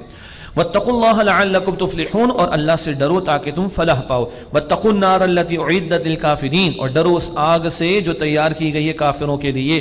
اللہم اجرنا من النار، اے اللہ ہم سب کو آگ کے عذاب سے محفوظ فرما. وَأَطِيعُوا اللَّهَ وَالرَّسُولَ لَعَلَّكُمْ تُرْحَمُونَ، اور اطاعت کرو اللہ کی اور رسول علیہ السلام کی تاکہ تم پر رحم کیا جائے. بڑی پیاری آیتیں آ رہی ہیں آگے. اللہ موٹیویٹ کر رہا ہے اس کی مغفرت کے لیے، اس کی جنت کے لیے. وَسَارِعُوا إِلَىٰ مَغْفِرَةٍ مِّن رَّبِّكُمْ وَجَنَّةٍ عَرْضُهَا السَّمَاوَاتُ وَالْأَرْضُ، اور تیزی دکھاؤ، دوڑو اپنے رب کی بخشش اور جنت کی طرف جس کا عرض، وسعت، وڈتھ آسمان و زمین جیسی ہے. وڈتھ اگر آسمان و زمین جیسی تو لینتھ کا عالم کیا ہوگا؟ اور آسمان کیسا ہے؟ سورہ ذاریات آیت نمبر 47، والسماء بنیناہا بأید وإنا لموسعون، آسمان ہم نے اپنی دست قدرت سے بنایا، اور اللہ فرماتا ہم اس کو وسعت دیے چلے جا رہے ہیں. ایکسپینڈنگ یونیورس کو بھی آج کل ہم تھوڑا بہت جانچ گئے ہیں، پرکھ گئے ہیں، سمجھ گئے ہیں کسی درجے میں. آسمان و زمین جیسی اس کی وڈتھ ہے جنت کی، تو اس کی لینتھ سمجھ سکتے ہیں؟ اللہ اکبر. ہاں اشارہ ایک بڑا پیارا ہے، حدیث مسلم شریف کی. سبحان اللہ. ہم لوگوں نے کراچی پورا دیکھا ہے؟ نہیں دیکھا نا؟ سنیں حدیث. اللہ کے رسول علیہ السلام نے فرمایا آخری بندہ جو جہنم سے نکالا جائے گا، سزا بھگت لے گا اپنی، اللہ معاف رکھے اس سے ہمیں. آخری والا جو جہنم سے نکال کر جنت میں داخل کیا جائے گا، اس کی جنت اس دنیا سے 10 گنا بڑی ہوگی، 10 ٹائمز. عجیب لگ رہا ہے؟ تبھی تو جنت جنت ہے. وہاں جا کر بھی بحریہ نظر آ رہا ہے، ڈی ایچ اے سٹی نظر آ رہا ہے، تو پھر کیا ہے کہ جنت. ہاں ایک کونے سے دوسرے کونے میں پہنچ گیا, پوری دنیا میں نے گھوم لی, ختم, چھٹی نہ, اس دنیا سے 10 گنا بڑی ہوگی. اللہ مجھے اور آپ کو یقین عطا فرمائے. اور بھی حدیث سے انشاءاللہ بعد میں ذکر ہوتا رہے گا. یہ رمضان کا ہے ہی مہینہ, جنت سجائی اللہ نے, جنت کے دروازے کھول رکھیں, مانگے اللہ سے, اللہم انا نسألک جنت الفردوس, اے اللہ ہم تو اس سے جنت الفردوس کا سوال کرتے ہیں. فرمایا کس کے لیے؟ اعدت المتقین, تیار کی گئی متقین کے لیے. روزہ رکھ کر کیا حاصل کرنا ہے؟ تقوی. اللہ اپنے متقی بندوں میں شامل فرمائے. اللہ جنت میں ہم سب کو جمع فرما دیں. اچھا کون ہے متقین؟ الذین ينفقون فی السراء والضراء والکاظمین الغیظ والعافین عن الناس, جو خرچ کرتے ہیں خوشحالی میں بھی اور تنگ دستی میں بھی, اور غصے کو پی جاتے ہیں اور لوگوں کو معاف کر دیتے ہیں. گھروں میں بھی ہو جاتا ہے بھائی معاف کرو, طلاقوں کی شرح بہت بڑھ گئی ہے, خدا را بھائی اللہ کا خوف کرو, اللہ کا خوف کرو, معاف کرو ایک دوسرے کو, درگزر کرو, بچوں کے ساتھ درگزر کا معاملہ کرو. یہ نہیں کہ شرارت کرے تو سمجھانا نہیں, سمجھانا ہے, مگر ان کے ساتھ ایسا رویہ تو اختیار نہ کرو کہ جو جانور کے ساتھ رویہ ہو جاتا ہے, معاذ اللہ. معافی, درگزر. ہاں اونچ نیچ ہو ہی جاتی ہیں. 1,500 2,000 لوگ جب ایک اجتماع کے اندر ہوں گے تو اونچ نیچ تو ہوگی. کوئی کہے سر کچھ بھی نہیں ہو رہا تو میں کہوں گا آپ اور میں فرشتے ہو گئے. بھائی ہوگی تو صحیح, معاف کریں, معاف کریں, اللہ بھی معاف کرتا ہے. اچھا یہاں کیا ہے؟ خرچ کرتے ہیں خوشحالی میں بھی تنگ دستی میں بھی, اور غصے کو پی جاتے ہیں اور لوگوں کو معاف کر دیتے ہیں. واللہ یحب المحسنین, اور اللہ پسند فرماتا ہے احسان کرنے والوں کو, عمدگی کے ساتھ عمل کرنے والوں کو. ایک سے زائد واقعات ہیں. ایک واقعہ سیدنا علی کے تعلق سے مشہور ہے. ان کے ہاں ایک کنیز تھی, اس زمانے کی کنیزوں کو قرآن آتا تھا. اللہ اکبر. ہاں کنیز سے کوئی غلطی ہو گئی, سیدنا علی کے چہرے پہ کچھ اثرات آئے, کنیز نے پڑھا والکاظمین الغیظ, غصے کو پی جاتے ہیں, کلیئر ہو گیا چہرہ. اس نے آگے پڑھا والعافین عن الناس, تو کہا میں نے تجھے معاف کر دیا. کہا اس نے آگے واللہ یحب المحسنین, اللہ احسان کرنے والوں کو پسند فرماتا ہے. سیدنا علی نے فرمایا کہ میں نے تجھے آزاد کر دیا. اللہ اکبر. ایک آیت پر کنیز کی چھٹی ہو گئی. اس زمانے کی کنیزوں کو قرآن آتا تھا, غلاموں کو قرآن آتا تھا. ہم تو آزاد لوگ ہیں, ویل ایجوکیٹڈ ہیں, ویل ورسڈ ہیں, ویل آف ہیں. اللہ ہمیں قرآن کی مزید دولت عطا فرمائے, مزید دولت عطا فرمائے. اگر وہ کنیز سیدنا علی سے چھوٹ گئی, اللہ ہمیں توفیق دے, قرآن کی دولت سے اپنے دلوں کو منور کریں گے, انشاءاللہ جہنم سے چھوٹ جائیں گے, جنت میں داخلہ پا لیں گے. اللہم اجرنا من النار, اللہم انا نسألک جنت الفردوس. ایمان والوں کی اور شان. والذین اذا فعلوا فاحشۃ او ظلموا, اور جب وہ کوئی بے حیائی کر بیٹھتے ہیں یا اپنے اوپر ظلم کر بیٹھتے ہیں, ظلموا انفسہم, اپنے اوپر ظلم کر بیٹھتے ہیں, ذکر اللہ, اللہ کو یاد کر لیتے ہیں, فاستغفروا لذنوبہم, پھر چاہیے کہ اپنے گناہوں کی بخشش مانگے. ومن یغفر الذنوب الا اللہ, اور کون بخشے گا گناہ سوائے اللہ کے. نہ کہیں جہاں میں اما ملی, جو اما ملی تو کہاں ملی, میرے جرم خانہ خراب کو تیرے عفو بندہ نواز میں. اور کہاں جائیں گے بھائی؟ اسی کی طرف لوٹو, اسی کی طرف پلٹو, اسی سے مانگو. ہر رات میں اللہ مغفرت فرما رہا, رمضان کی راتوں میں اللہ مجھے مانگنے اور ہم سب کو مانگنے والا بننے کی توفیق دے. فرمایا ولم یصروا علی ما فعلوا وهم يعلمون, اور جو انہوں نے کیا وہ اس پر اڑے نہیں رہتے جبکہ وہ جان لیتے ہیں. خطا ہو گئی, اڑتے نہیں. شیطان اڑ گیا تھا نا, مارا گیا, اور آدم علیہ السلام جھک گئے تھے, بخش دیے گئے, اور اعزاز دے کر زمین پر خلیفہ بنا کر بھیجے گئے. تو ایمان والوں کی شان کیا ہے؟ اڑتے نہیں ہیں. خطا ہو گئی فوراً پلٹ کے توبہ کر لیتے ہیں. اولئک جزاؤہم مغفرۃ من ربہم وجنات, ایسے ہی لوگوں کے لیے ان کا بدلہ ہے ان کے رب کی طرف سے بخشش اور باغات. تجری من تحتہا الانہار خالدین فیہا, جن کے نیچے نہریں جاری ہیں ان میں وہ ہمیشہ رہیں گے. ونعم اجر العاملین, اور کیا عمدہ بدلہ ہے عمل کرنے والوں کے لیے. قد خلت من قبلکم سنن, گزر چکے ہیں تم سے پہلے بھی حالات اور واقعات. فسیروا فی الارض, بس زمین میں چلو پھرو. فانظروا کیف کان عاقبۃ المکذبین, پھر دیکھو کیسا ہوا انجام جھٹلانے والوں کا. ھذا بیان للناس وہدی وموعظۃ للمتقین, یہ بیان ہے لوگوں کے لیے اور ہدایت و نصیحت ہے متقین کے لیے. ولا تہنوا ولا تحزنوا وانتم الاعلون ان کنتم مؤمنین, دیکھو تم سست نہ پڑو اور غم نہ کھاؤ, اور تم ہی غالب رہو گے اگر تم ایمان والے ہو. یہ وقتی معاملہ ہو گیا, ایک خطا کے نتیجے میں وہ بھگدڑ سی مچ گئی, تمہارے بعض ساتھی شہید ہو گئے, اس میں بھی حکمت ہے. دل چھوٹا نہ کرو, کمزور نہ پڑو, غم نہ کھاؤ, اگر تم واقعتاً ایمان پر ہو تم ہی غالب رہو گے. بس یہ احد کا موقع ہے, اس کے بعد اللہ رب العالمین نے فتوحات ہی فتوحات, اور رعب اور دبدبا ہی دبدبا ایمان والوں کو عطا فرمایا۔ اب ہمارے لیے سمجھنے کی بات کیا ہے؟ تم غالب رہو گے اگر تم واقعتاً ایمان والے ہو۔ آج مغلوبیت ہے کہ غلبہ ہے؟ ہماری تو مغلوبیت ہے نا، ایمان کی کمزوری۔ ایمان کہاں سے ملتا ہے؟ اسی قرآن سے۔ سورہ انفال آیت نمبر 2، اذا تلیت علیہم آیاتہ زادتہم ایمانا، جب ان کے سامنے اللہ سبحانہ وتعالیٰ کی آیات کی تلاوت کی جاتی ہے ان کے ایمان میں اضافہ ہوتا ہے۔ یہ سچا پکا دل والا ایمان تمہارے اندر ہوگا، تم غالب رہو گے۔ اب تسلی دی جا رہی ہے، دل بڑا کیا جا رہا ہے۔ غم تو ہے، 70 صحابہ شہید ہوئے، حضور کے چچا شہید ہوئے، حضور نے اپنے چچا کا لاشا دیکھا جن کے لاشے کی بے حرمتی کی گئی، حضور نے اپنے مصحف کا لاشا دیکھا، وہ مصحف کے جن کی دعوت قرآنی سے حضور مکہ میں ہیں اور یثرب سے 75 افراد آ کر حضور کے ہاتھ پر ایمان قبول کرتے ہیں، اس مصعب بن عمیر کا لاشا جن کا جب وہ مکہ میں تھے مشرکین کے گھر میں تھے 250-300 درہم کا ایک جوڑا آتا تھا، اس نوجوان کو گھر سے برہنہ کر کے نکالا گیا۔ اور اس مصعب کا آج لاشا کیسا ہے کہ اگر پیروں کو ڈھانپتے ہیں تو سر کھلا رہتا ہے، سر کو ڈھانپتے پیر کھلا رہتا ہے۔ حضور نے فرمایا اس کے سر کو ڈھانپ تو اس کے پیروں پر گھاس ٹوٹتی۔ یہ سب کچھ حضور نے دیکھا ہے، صحابہ نے فیل کیا اس کو۔ they had the hearts، ان کے بھی دل تھے بھائی، ان کے بھی جذبات تھے۔ اللہ قرآن میں تسلی دے رہا ہے، کیا تسلی ہے؟ إِن يَمْسَسْكُمْ قَرْحٌ فَقَدْ مَسَّ الْقَوْمَ قَرْحٌ مِثْلُهُ، اگر تمہیں زخم پہنچا ہے تو یقیناً اس قوم کو بھی جو زخم پہنچا ہے، ان کے بھی تو 70 مرے تھے بدر میں، تم نے ہی تو قتل کیا تھا اللہ کے فضل سے، اللہ کے حکم سے۔ اللہ اکبر، ان مشرکین کے 70 تم نے بھی تو قتل کیے تھے، 70 کو تم نے قید بھی تو کیا تھا، کوئی بات نہیں۔ یہ کیا ہے؟ وَتِلْكَ الْأَيَّامُ نُدَاوِلُهَا بَيْنَ النَّاسِ، اور یہ دن ہم لوگوں کے درمیان باری باری بدلتے رہتے ہیں۔ یہ بدلنا اس میں بھی اللہ کی حکمتیں ہیں۔ کیا؟ وَلِيَعْلَمَ اللَّهُ الَّذِينَ آمَنُوا، اور تاکہ اللہ ظاہر کر دے کون واقعتاً ایمان والے ہیں۔ وہ 300 کو لے کے علیحدہ ہوا نا عبداللہ بن ابی، کلیئرٹی ہو گئی، یہ جھوٹے دعوے دار ایمان کے، یہ میدان سجا تو یہ ہوا نا ایک۔ اور وَيَتَّخِذَ مِنْكُمْ شُهَدَاءَ، اور اللہ نے تم میں سے کچھ کو شہادت دینے کا فیصلہ بھی تو کیا تھا، تم میں سے کچھ کو اللہ شہادت کا رتبہ عطا فرمائے۔ اور کیسا ہے رتبہ شہادت کا؟ ابھی آیت نمبر 169 میں انشاءاللہ بعد میں بات آ جائے گی کہ جن کو جو اللہ کی راہ میں قتل کر دیے جائیں انہیں مردہ مت کہنا، اتنا بڑا رتبہ شہادت کا۔ وَاللَّهُ لَا يُحِبُّ الظَّالِمِينَ، اور اللہ ظالموں کو پسند نہیں کرتا۔ اللہ تمہارے ساتھ ہے ایمان والو۔ ہاں یہ وقتی معاملہ ہو گیا، یہ الٹ پھیر چلتا رہے گا ان معاملات کا، لیکن دیکھو اللہ ایمان کو ظاہر کرنے والا تھا، سچے ایمان والوں کو ظاہر کرنے والا تھا۔ تم میں سے کچھ کو اللہ شہادت کا مقام اور رتبہ سعادت دینے والا تھا، ان ظالموں کو تھوڑے ہی کو اللہ پسند کر۔ یہ تسلی اللہ کی طرف سے آ رہی ہے۔ خدا کی قسم، دین کی جد و جہد کے دوران میں بدلتے حالات میں یہ سب سے بڑا ہتھیار ہے مومن کا، یہ سب سے بڑی موٹیویشن یہ اللہ کی کتاب قرآن حکیم۔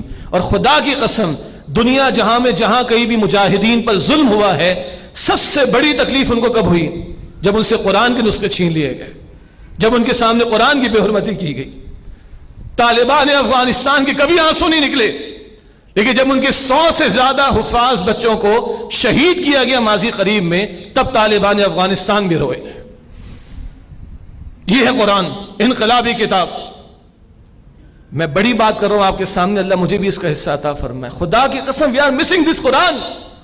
یہ قرآن جو اٹھاتا ہے، جو کھڑا کرتا ہے، ایمان والے کو استقامت دیتا ہے، باطل کی آنکھوں میں آنکھیں ڈال کر مقابلہ کرنے پر کھڑا کرتا ہے، بدلتے حالات میں تسلی عطا کرتا ہے۔ اللہ اکبر، دس از دا بک آف اللہ سبحانہ وتعالی۔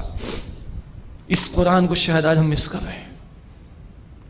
مسجد ویران ہوتی ہے رمضان کے علاوہ، قرآن بند ہوتا ہے پورا کا پورا سال۔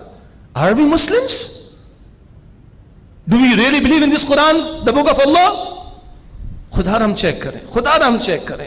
یہ قرآن تسلیہ دے رہا، اور سنیں تسلی، بل یمحص اللہ الذین آمنوا، اور تاکہ اللہ ایمان لانے والوں کو پاک صاف کر دے۔ ارے ایمان والوں سے خطائیں بھی تو ہو جاتی ہیں، ذرا مشکلات آئیں گی، صبر کریں گے، اللہ معاف کر دے گا، صاف کر دے گا، پاک کر دے گا، اور اللہ تربیت سے گزارے گا۔ مشکلیں اتنی پڑی مجھ پہ کہ آسان ہو گئی، وہ اور مشکل تر حالات کے لیے ایمان والے تیار ہوتے چلے جائیں گے۔ اور ہاں وَيَمْحَقَ الْكَافِرِينَ، اور اللہ تاکہ کافروں کو مٹا دے۔ ان کافروں کی فائل تیار ہے اللہ کے ہاں۔ تم نے میرے بندوں کو شہید کیا ہے، تم نے میرے ماننے والوں کو شہید کیا، تم نے میرے پیاروں کو شہید کیا، اللہ چھوڑ دے گا کیا کافروں کو؟ وَيَمْحَقَ الْكَافِرِينَ، اور اللہ کافروں کو مٹا دے۔ یہ شہید ہوئے ہیں تو ان ظالموں کی فائل اللہ کے سامنے ہے نا، اللہ، خدا کی قسم یہ کیا تسلیوں کا سامان ہے جو اللہ کا کلام عطا فرماتا ہے. ہاں، ام حسبتم ان تدخلوا الجنہ، کیا تم نے سمجھ لیا تم یوں ہی جنت میں چلے جاؤ گے؟ ولما يعلم الله الذين جاهدوا منكم ويعلم الصابرين، حالانکہ ابھی تو اللہ نے ظاہر نہیں کیا کہ تم میں سے کون جہاد کرنے والے ہیں اور کون واقعتاً صبر کرنے والے ہیں. یہ میدان سجیں گے، یہ معاملات آئیں گے، تبھی پتا چلے گا کون سچا مومن ہے اور کون وہ عبداللہ بن ابی اینڈ کمپنی کی طرح جھوٹا دعوے دار ہے. وَلَقَدْ كُنْتُمْ تَمَنَّوْنَ الْمَوْتَ من قبل ان تلقوا، اور یقیناً اس سے پہلے تم موت کی تمنا کرتے تھے نا، تم چاہتے تھے کہ اللہ کی راہ میں تم شہید ہو جاؤ، تم چاہتے تھے نا کہ تمہیں شہادت کا رتبہ ملے. تمہیں میں سے چند نوجوانوں نے محمد رسول اللہ کے سامنے آگے بڑھ بڑھ کر کہا لو فقد رأیتموہ وانتم تنظرون، تو اب تمہارے سامنے ہے وہ جسے تم دیکھ رہے ہو. اللہ اکبر. مجھے آج بڑا، خدا کی قسم، بڑا لطف آ رہا ہے اس مقام کو پڑھتے ہوئے. اللہ یہ تاثیر مجھے بھی دے، آپ کو بھی عطا فرمائے.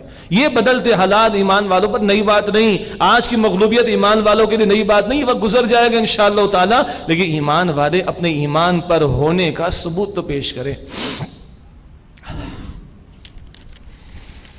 وما محمد الا رسول، اور محمد تو رسول ہی تو ہیں صلی اللہ علیہ وسلم. قد خلت من قبلہ الرسل، ان سے پہلے بھی بہت سے رسول گزر چکے. بس یہ رکوع مکمل کریں گے انشاءاللہ، پھر تراویح کے لیے صفیں درست ہوں گی. ہوا کیا، میدان احد میں حضور علیہ السلام کے دندان مبارک شہید ہوئے، آپ کا چہرہ انور خون آلود ہوا، آپ پر بے ہوشی کی کیفیت طاری ہوئی، آپ بے ہوش ہو کر گرے بھی ہیں. اور مصعب بن عمیر جو شہید ہوئے ان کی مشابہت تھی حضور سے صلی اللہ علیہ وسلم، تو ایک غلط فہمی میں کہہ لیجئے یا افواہ پھیلائی گئی، یوں کہہ لیجئے افواہ پھیل گئی کہ محمد صلی اللہ علیہ وسلم تو شہید ہو گئے. اللہ اکبر. اور بالفعل جب حضور دنیا سے گئے ہیں نا، تو اہل علم نے کہا المصیبت العظمی، اس زمین پر سب سے بڑی مصیبت کیا ہے؟ جس دن اللہ کے رسول بالفعل دنیا سے چلے گئے. تو جب صحابہ میدان بدر احد میں کھڑے ہوں اور کان میں یہ بات پڑ گئی، ابھی کون تحقیق کرے گا، کس کو کیا پتا what is right what is wrong, لیکن کان میں کیا بات پڑی ہوگی، محمد صلی اللہ علیہ وسلم تو شہید ہو گئے. ہمت ہار گئے ہوں گے، شاید اعصاب شل ہو گئے ہوں گے، بیٹھ گئے ہوں گے. ایسے میں اللہ کا تبصرہ سنیں، وما محمد الا رسول، اور محمد تو ایک رسول ہی تو ہیں صلی اللہ علیہ وسلم. قد خلت من قبلہ الرسل، ان سے پہلے بہت سے رسول گزر چکے. افئن مات او قتل انقلبتم علی اعقابکم، پھر اگر وہ وفات پا جائیں یا شہید کر دیے جائیں تو کیا تم اپنی ایڑیوں پر الٹے پاؤں لوٹ جاؤ گے؟ ومن ينقلب علی عقبیہ، اور جو اپنی ایڑیوں پر الٹے پاؤں پھر جائے، فلن یضر اللہ شیئا، تو اللہ کا کچھ بھی بگاڑ نہیں سکے گا ہرگز. وسیجزی اللہ الشاکرین، اور اللہ قریب شکر کرنے والوں کو بدلہ عطا فرمائے گا. بھئی اگر وہ چلے جائیں تو رسول سارے بھی علی بھی آئے تھے، وہ چلے گئے تو تم کیا الٹے پاؤں پھر جاؤ گے؟ اللہ اکبر. لیکن پھر بعض لوگوں نے کہا اگر ایسا ہو گیا تو ہم کیا کر رہے ہیں بیٹھ کر؟ ہم بھی اسی کام میں اپنے آپ کو لگا دیں جس کام میں محمد رسول اللہ چلے گئے. اگر ایسا ہو گیا ہے تو بعض نے یہ کہا، لیکن پھر پتا چلا کہ یہ تو افواہ تھی. حضور کھڑے ہوئے صلی اللہ علیہ وسلم اور حضور نے پکارا ہے صحابہ کرام کو. صحابہ میں بھگدڑ مچی، کوئی ادھر چند ہی آپ کے ساتھ رہ گئے. اور بعض صحابہ کہتے ہیں حضور کی اوٹ میں کھڑے تھے اور حضور پکارتے الی عباد اللہ، اے اللہ کے بندو میری طرف آؤ، اے اللہ کے بندو میری طرف آؤ. اور پھر معاملہ پلٹا ہے، پھر حضور نے صحابہ کی جماعت کو دوبارہ کھڑا کیا. البتہ جس دن حضور دنیا سے تشریف لے گئے، اس دن سیدنا عمر نے بھی کہا کہ حضور اپنے رب سے ملنے گئے، اگر خبردار کسی نے کہا کہ وہ انتقال کر گئے میں اس کی گردن کو اڑا دوں گا. کس نے سنبھالا تھا اس وقت امت کو؟ حضرت ابوبکر صدیق نے رضی اللہ تعالی عنہ. اور یہ آیت تلاوت کی اس دن جس دن بالفعل حضور کا انتقال ہوا ہے، وصال ہوا ہے. ما محمد الا رسول قد خلت من قبله الرسل افئن مات او قتل انقلبتم على اعقابكم ومن ينقلب على عقبيه فلن يضر الله شيئا وسيجزي الله الشاكرين. صحابہ کہتے ہیں لگتا ہے آج ہی تو یہ آیت نازل ہوئی ہے، آج ہی تو یہ آیت نازل ہوئی ہے. وما كان لنفس ان تموت الا باذن الله كتابا مؤجلا، اور کسی شخص کے لیے ممکن نہیں کہ وہ اللہ کے حکم کے بغیر مر جائے، یہ تو طے شدہ لکھا ہوا معاملہ ہے. وَمَن يُرِدْ ثَوَابَ الدُّنْيَا نُؤْتِهِ مِنْهَا، اور جو دنیا کا بدلہ چاہتا ہم اس میں سے دے دیں گے. وَمَن يُرِدْ ثَوَابَ الْآخِرَةِ نُؤْتِهِ مِنْهَا، اور جو چاہے گا آخرت کا بدلہ مجھ سے اس میں سے دے دیں گے، وَسَنَجْزِي الشَّاكِرِينَ، اور ہم شکر کرنے والوں کو عنقریب بدلہ عطا کریں گے۔ تم طے کرو تمہیں دنیا چاہیے کہ آخرت چاہیے، اصل بات یہ ہے۔ وَكَأَيٍّ مِّن نَبِيٍّ قَاتَلَ مَعَهُ رِبِّيُّونَ كَثِيرٌ، اور بہت سے انبیاء گزرے ہیں جن کے ساتھ مل کر بہت سے اللہ والوں نے جنگ کی ہے۔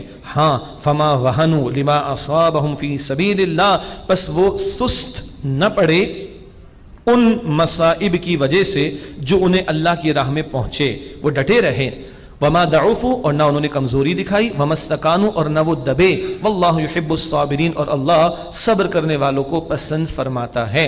یہ ماضی کے اللہ والوں کا ذکر کر کے صحابہ کو بھی موٹیویٹ کیا جا رہا ہے، اور مجھے اور آپ کو بھی سمجھایا جا رہا ہے اللہ والے دبتے نہیں ہیں، اللہ والے سست نہیں پڑتے، اللہ والے کمزور نہیں پڑتے، اور اللہ والوں کے سامنے جب موقع آتا ہے تو اللہ کی راہ میں وہ جنگ کے لیے بھی تیار رہتے ہیں اور استقامت کا مظاہرہ کرتے ہیں۔ اللہم ارزقنا شہادتا فی سبیلک، اے اللہ اپنی راہ میں ہمیں شہادت کا رتبہ عطا فرما، اے اللہ اپنی راہ میں ہمیں شہادت کا رتبہ عطا فرما۔ وما كان قولهم الا ان قالوا ربنا اغفر لنا ذنوبنا واسرافنا في امرنا، اور ان کا قول تو فقط یہی تھا کہ انہوں نے عرض کی کہ اے ہمارے رب ہمیں ہمارے گناہ بخش دے، ہمارے کاموں میں جو زیادتی ہو گئی وہ معاف کر دے، وثبت اقدامنا، اور ہمارے قدموں کو مضبوطی عطا فرما، وانصرنا على القوم الكافرين، اور ہمیں کفار کی قوم کے مقابلے میں نصرت عطا فرما۔ فآتاهم الله ثواب الدنيا وحسن ثواب الآخرہ، تو اللہ نے انہیں انعام عطا فرمایا دنیا کا، وحسن ثواب الآخرہ، اور آخرت کا عمدہ انعام عطا فرمایا۔ سبحان اللہ، اللہ دنیا میں بھی ایمان والوں کو دیتا ہے، لیکن الفاظ دیکھیں، وحسن ثواب الآخرہ، اور آخرت کا عمدہ بدلہ عطا فرمایا۔ تو اصل بدلہ کہاں ہے؟ آخرت میں ہے۔ سمیہ تو مکہ میں شہید کر دی گئیں، یاسر تو مکہ میں شہید کر دیے گئے رضی اللہ تعالیٰ عنہما، انہوں نے تو کوئی غلبہ دین کا نہیں دیکھا، لیکن وہ حسن ثواب الآخرت ان کو ملے گا۔ بندہ محنت کیے چلا جائے، اصل معاملہ کہاں کا؟ آخرت کا۔ واللہ یحب المحسنین، اور اللہ سبحانہ وتعالی عمدگی کے ساتھ عمل کرنے والوں کو پسند فرماتا ہے۔ دعا کرتے ہیں، اس کے بعد انشاءاللہ تعالی تراویح ادا کریں گے۔ بسم اللہ الرحمن الرحیم، اللہم صلی علی محمد وعلی آل محمد وبارک وسلم۔ ربنا تقبل منا إنك أنت السميع العليم وتب علينا إنك أنت التواب الرحيم اللهم اغفر لنا ولآبائنا ولأمهاتنا ولأزواجنا ولذرياتنا ولمن دخل بيوتنا مؤمنا ولجميع المؤمنين والمؤمنات والمسلمين والمسلمات۔ یا اللہ ہم سب کی مغفرت فرما، ہمارے ماں باپ کی، ہمارے گھر والوں کی، تمام مسلمانوں کی مغفرت فرما۔ اے اللہ ہم سب کا یہاں بیٹھنا اپنی بارگاہ میں قبول فرما۔ اے اللہ ہمارے دلوں کو قرآن کے نور سے منور فرما دے۔ اے اللہ ہمارے ایمان کو قرآن کی آیات سے بڑھا دے۔ اے اللہ اس ماہ مبارک کی حقیر سی محنت اپنی بارگاہ میں قبول فرما لے۔ اے اللہ اپنے متقی بندوں میں ہمیں شامل فرما۔ اے اللہ ہمارے مرحومین کی مغفرت فرما۔ اے اللہ ہمارے تمام بیماروں کو ایمان کے ساتھ مکمل صحت یابی نصیب فرما۔ اے اللہ ہمیں ہدایت پر مزید استقامت نصیب فرما، ہر شر سے، فتنے سے، گناہ سے محفوظ فرما۔ اے اللہ اپنی کامل بندگی کی توفیق عطا فرما، اپنے نبی مکرم علیہ السلام کی مبارک تعلیمات اور مبارک سنتوں پر عمل کی توفیق عطا فرما۔ اے اللہ اسلام و مسلمانوں کو عزت اور غلبہ عطا فرما۔ اے اللہ ہمارے مسلمان بھائی اور بہنیں دنیا بھر میں جہاں کہیں مظلوم ہے، اللہ پردہ غیب سے ان کی مدد فرما۔ اے اللہ ہم سب کو، ہماری نسلوں کو، اے اللہ ہمارے وسائل کو، اے اللہ اپنے کلام، اپنے دین کی خدمت کے لیے قبول فرما۔ اے اللہ ہم سب کے حساب کو آسان فرما۔ اے اللہ ہمیں قیامت کی ذلت سے، رسوائی سے بچا دے۔ اے اللہ ہم سب کے حساب کو آسان فرما دے۔ اے اللہ ہمیں جہنم سے محفوظ فرما دے۔ اے اللہ ہمیں جہنم سے محفوظ فرما دے۔ اے اللہ ہم سب کو جنت الفردوس عطا فرما دے۔ اے اللہ ہم سب سے راضی ہو جا۔ اے اللہ ہم سب سے راضی ہو جا۔ ربنا آتنا فی الدنیا حسنہ وفی الآخرۃ حسنہ وقنا عذاب النار۔ وصلی اللہ علی النبی الکریم وعلی آلہ واصحابہ اجمعین، آمین برحمتک یا ارحم الراحمین۔